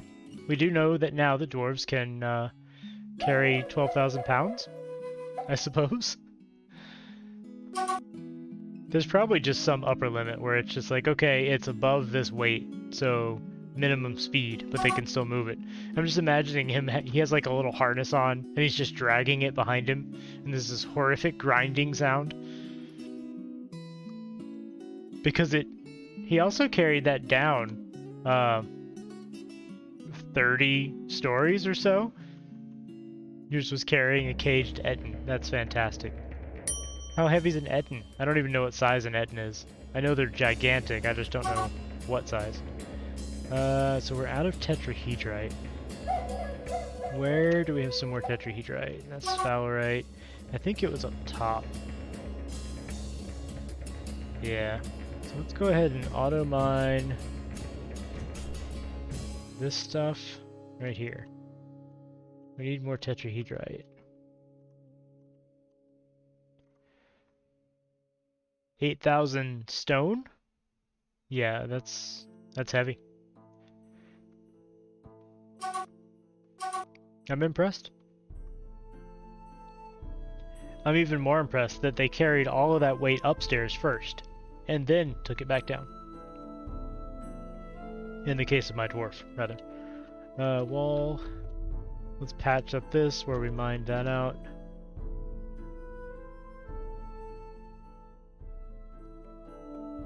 Don't want to leave a big ugly hole in our wall.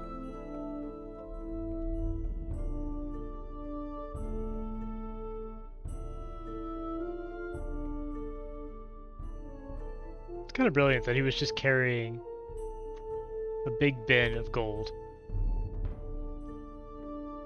No, not floors.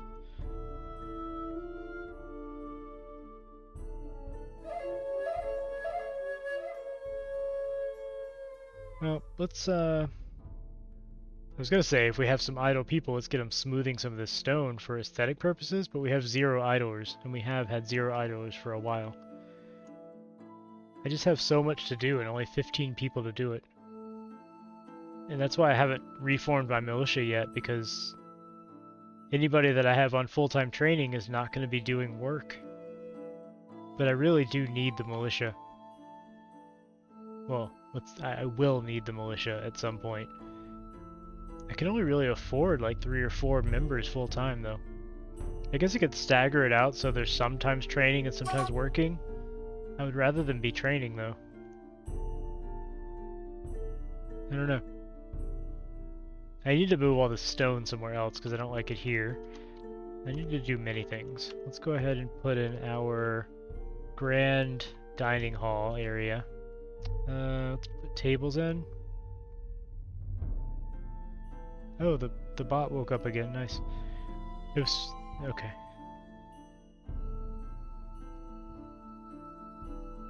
I might just disable it because it seems to be a little bit erratic right now.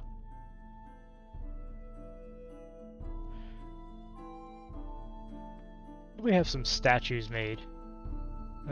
Just some generic rock statues. We'll have 4 of them made, put in the corners of the dining room. Be nice. Boost the aesthetics a little bit. Go ahead and smooth all this gold and stone. It's gotta look kind of nice, right? You have this dining room with a gold vein just running straight through it. I bet that looks really cool. Natural gold. sticking out of the wall. They probably have to yell at people not to pick at it. People trying to take gold home. Little signs, like passive-aggressive signs, do not touch the gold.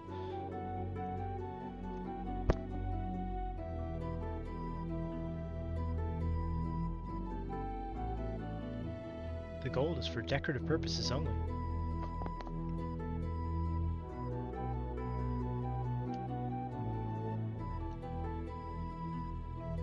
So, anybody who was here at the beginning of the stream probably remembers the king snake. Its dead body is still here. So for anybody who wasn't here when we started 3 hours ago or whatever, as soon as we embarked, the very second we arrived, this king snake was underneath our wagon and simultaneously attacked 4 different dwarves. It only bruised them, but it scared the hell out of them, and they all ran in different directions. So I've just left its body here as sort of a memorial to what happened. I immediately drafted everyone and beat the crap out of it. They just bashed it to death with their hands and feet. Actually, what eventually killed it was the expedition leader punched the snake, and it hit the wagon and died. So he literally uppercut a snake into a wagon to kill it. It's just Dwarf Fortress right there. That's what it is.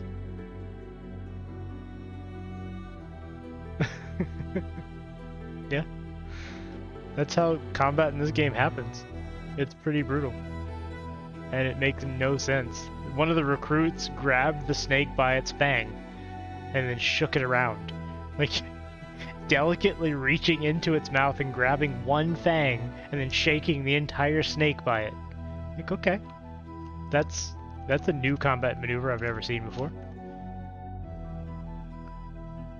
Call it shaking the snake. No, we don't call it that. No, never mind. I didn't say that. And I'll never say that again.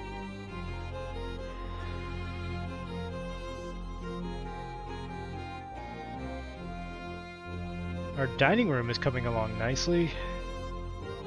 How are the statues? One of them's done. Good. Statue. Needs statue. Okay, they're probably hauling it. I'm just going to put planned statues into the corner of the rooms.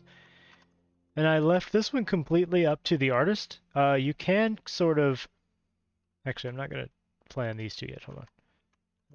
X. You can sort of tell them what to make a statue of now, which is very cool. I kind of like to just see what I get, though.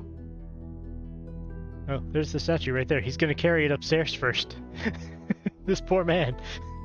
Because I designated it after he started hauling it, he's going to carry it all the way upstairs. It's a gigantic statue of a cave spider. I got to look at it. Hold on. Oh, it's just a cave spider. It's just a statue of a spider. Okay. A little disappointed, but now it's going to grace their dining hall, and forever there will be a stone spider staring at them as they eat. I kind of like it. I kind of love it, yeah. Yeah, we're going to leave it there. Now, I could make some gold statues or something. None of this is permanent.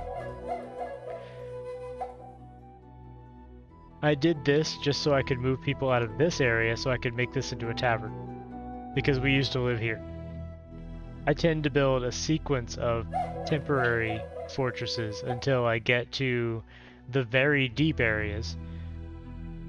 Yeah, I could stop him, but I'm not gonna.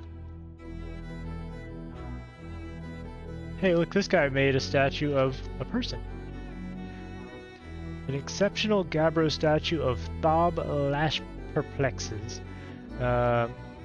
This item is an exceptionally designed image of Thob, the dwarf and bolts in Gabbro by Amost Zolnum. Thob is admiring the bolts. So it's a statue of a dwarf looking at a crossbow bolt. Uh-huh. Okay. What did we get over here? An exceptional statue. Excellent. This item is an exceptionally designed image of Smuntsu Wretch Scorpions, the Goblin, and Tungu Buck Seasons, the Special. The Special, the Rock. Oh, his name is Tungu Buck Seasons the Special, and he's a rock. I get it now. In Gabbro. Tungu Buck Seasons the Special is striking down Smuntsu Wretch Scorpions. The artwork relates to the killing of the goblin by the rock and the Beak of Length in 228. Kinda makes me wonder how they know about this, but maybe it's part of some history. Speaking of, I kinda want to make a library too, just so we can get some scholars doing things. Making books and, you know, postulating. Finely crafted Gabbro statue of Erush Roof Channeled. So it's about a dwarf laboring. It relates to the settling of the dwarf Erush Roof Channeled and Portal Slaved. Okay, so it's a statue of him arriving at our fortress. That's nice. It's it's one of our founders. I'm gonna go ahead and mark this as a dining room, so they will start using it as such. It can be a meeting hall as well. I may make an internal tavern at some point, so they don't have to mix with the surface dwellers.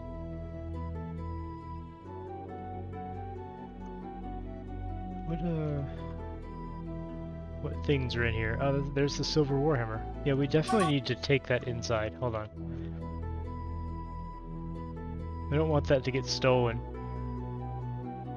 I once had a Kia, which is a small bird, steal a silver not warhammer, a silver battle axe.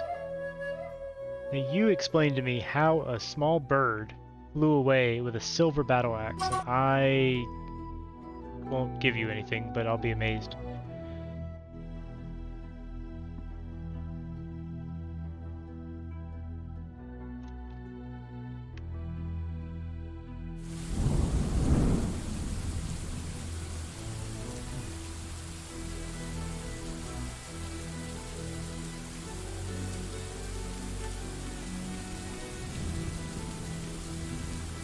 Kind of thinking that I shouldn't bother with the library yet because I just don't have the people. Like I'm still at 0 idlers. Oh, what happened? Ah, there we go. Still at 0 idlers. I just have a lot of things going on. And now it's winter again.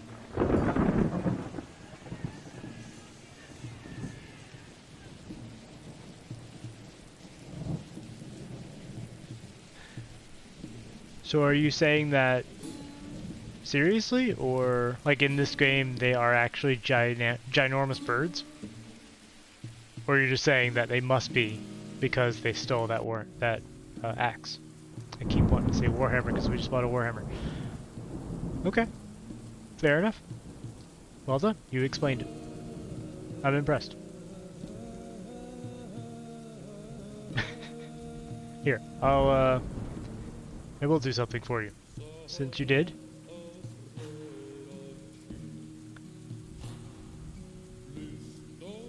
And since we're still waiting on the save anyway.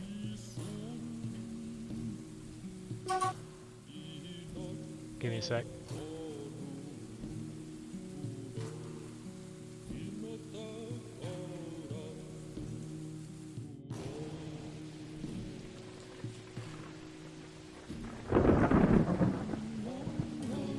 Did that work?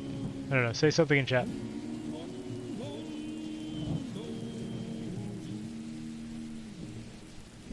That didn't work.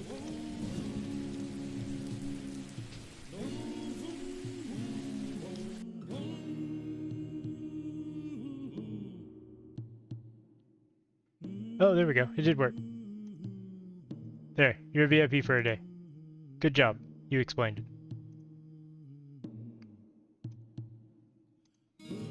Well done. It means nothing, but there you go. It does mean something, actually. VIPs can, like, ignore slow mode and some other stuff. I don't know. I'm new to this.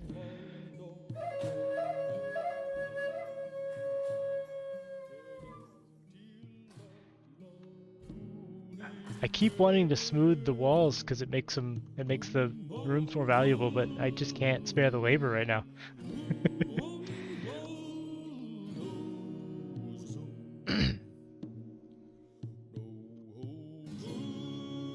Alright, wow, our food stocks are just fine, our drink stocks are fine. Yeah, overall we're surviving just fine. We're just not getting a lot done because of our labor shortage. Well, we're getting a lot done. We're just not getting enough done. There's so much to move around and store and stock. I've been watching the idle count to see if it'll go above, 2 or 3 and stay there for a little while. If it does, I'll start smoothing things and making things look nice, but those are secondary concerns. Like, I could have somebody making trinkets out of the bones and skulls and things, but I'm gonna gather refuse from outside but ignore vermin, just in case there's any bones or anything that happen to be outside. But hold on, I want to forbid this. Yeah, I knew they were gonna go grab that. I don't want them messing with that king snake skeleton. It'll stay there. Okay, I thought he was gonna grab it. Oh, he's going to get wood. Okay, that's fine.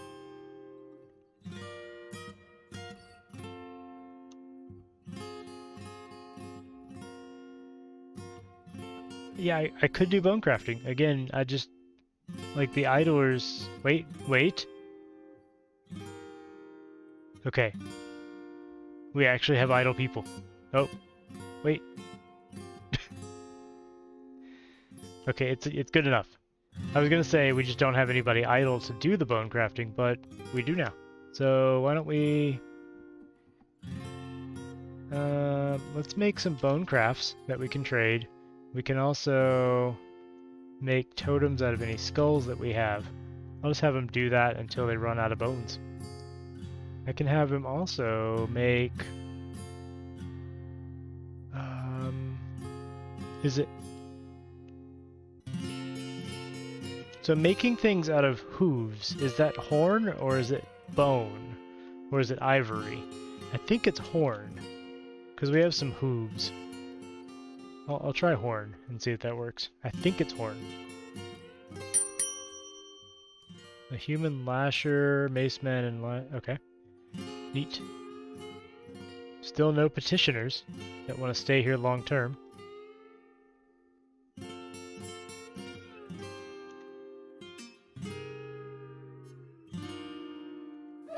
Everything is getting cleaned up now. I like it.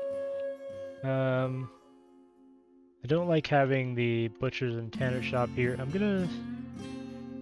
let's make a proper kitchen, like I said I would.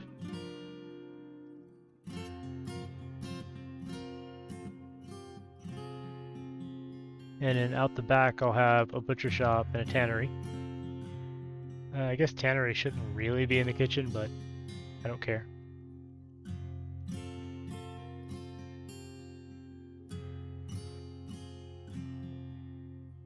Now they'll have some prepared meals.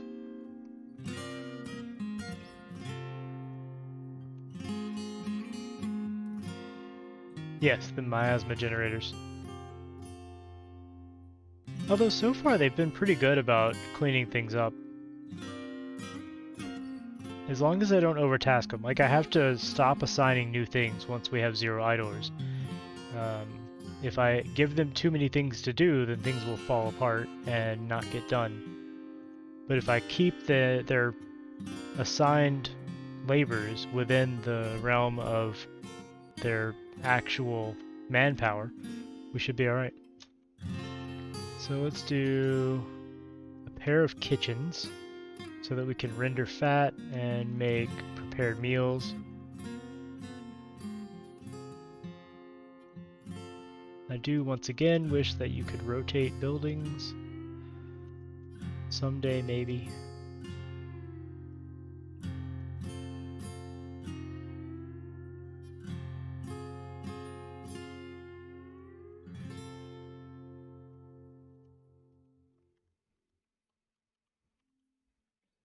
go ahead and tear these down.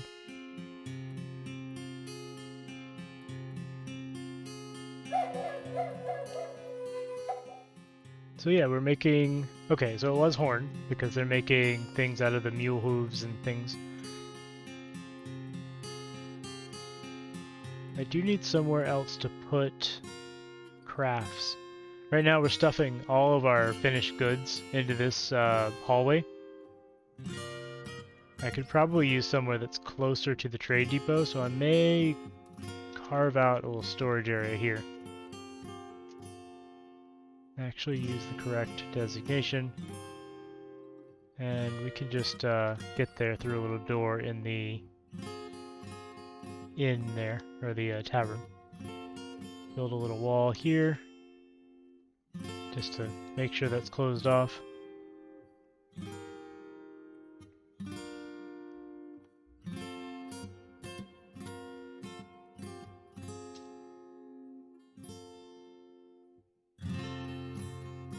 Good to know. I don't know what you're responding to, I'm sorry.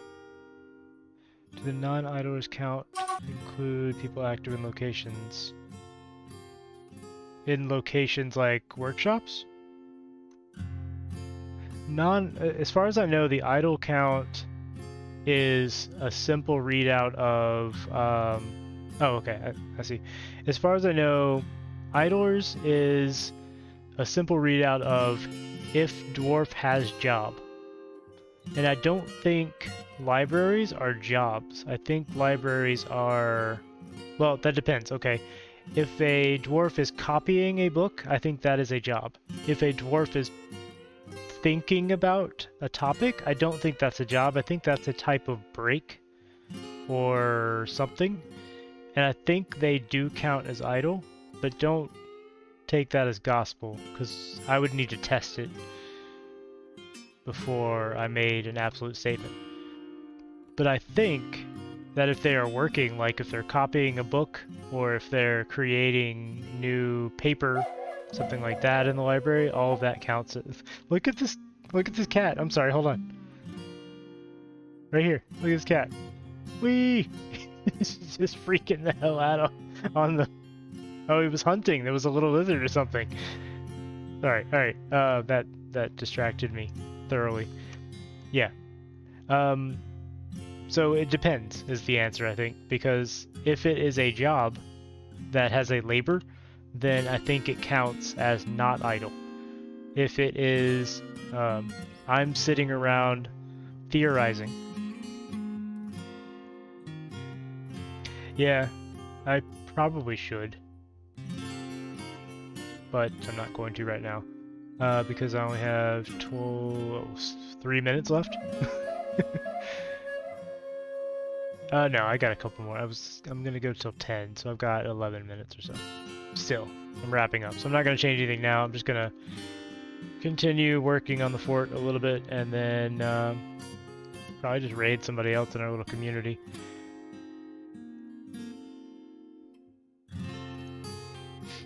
Don't know who all's still active.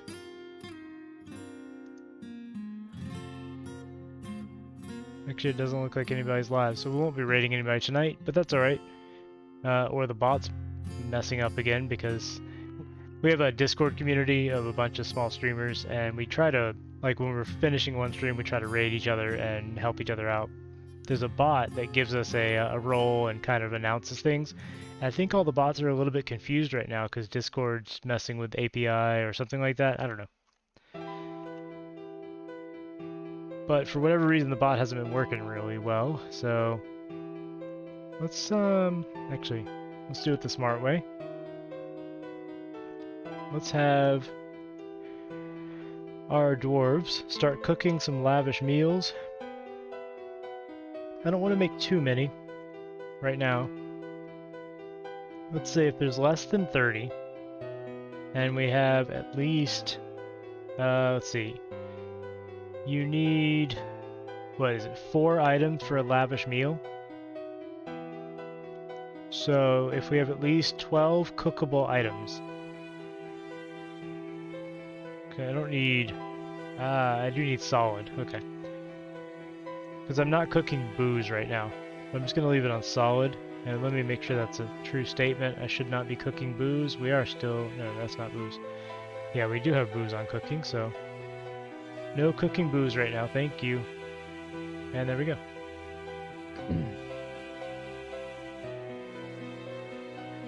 So yeah, like I was saying, normally at the end of a stream, I would try to find another streamer in our community that has something similar and just like send everybody that way. Right now I'm not going to because it looks like the bot's not working and I have no idea who's live. So, yeah. But I hope everybody had a good time. I really enjoyed. This is the first time I've played Dwarf Fortress in probably 8 months or so. Maybe less than that. I don't know. It's been a while. I mean, it's not a new version. I've played since the new version came out, so that's not new, but it's been a little bit. It's been fun relearning it. It's been fun talking about it with you guys. I really appreciate that a lot of people came out to watch this quirky little game. It's not really the most popular thing on Twitch, and for obvious reason. I mean, it's not really super exciting to watch, right? It's not Call of Duty or something. There's no explosions. But it's a really... Hey, thanks, man. Thanks for the bits. I really appreciate it. It's a fun little game. It's quirky. It's got a really deep simulation, and I really like it. Another game I've been playing is... what's it called? It's Dyson Sphere program, and I may stream that at some point. It just came out recently, and it's a Factorio-esque, like, factory building game where you have a massive goal of building an actual Dyson Sphere. Hey, thanks for the bits, Friskin. No, no worries. Only ever give what you have. You know, don't give too much to any streamer.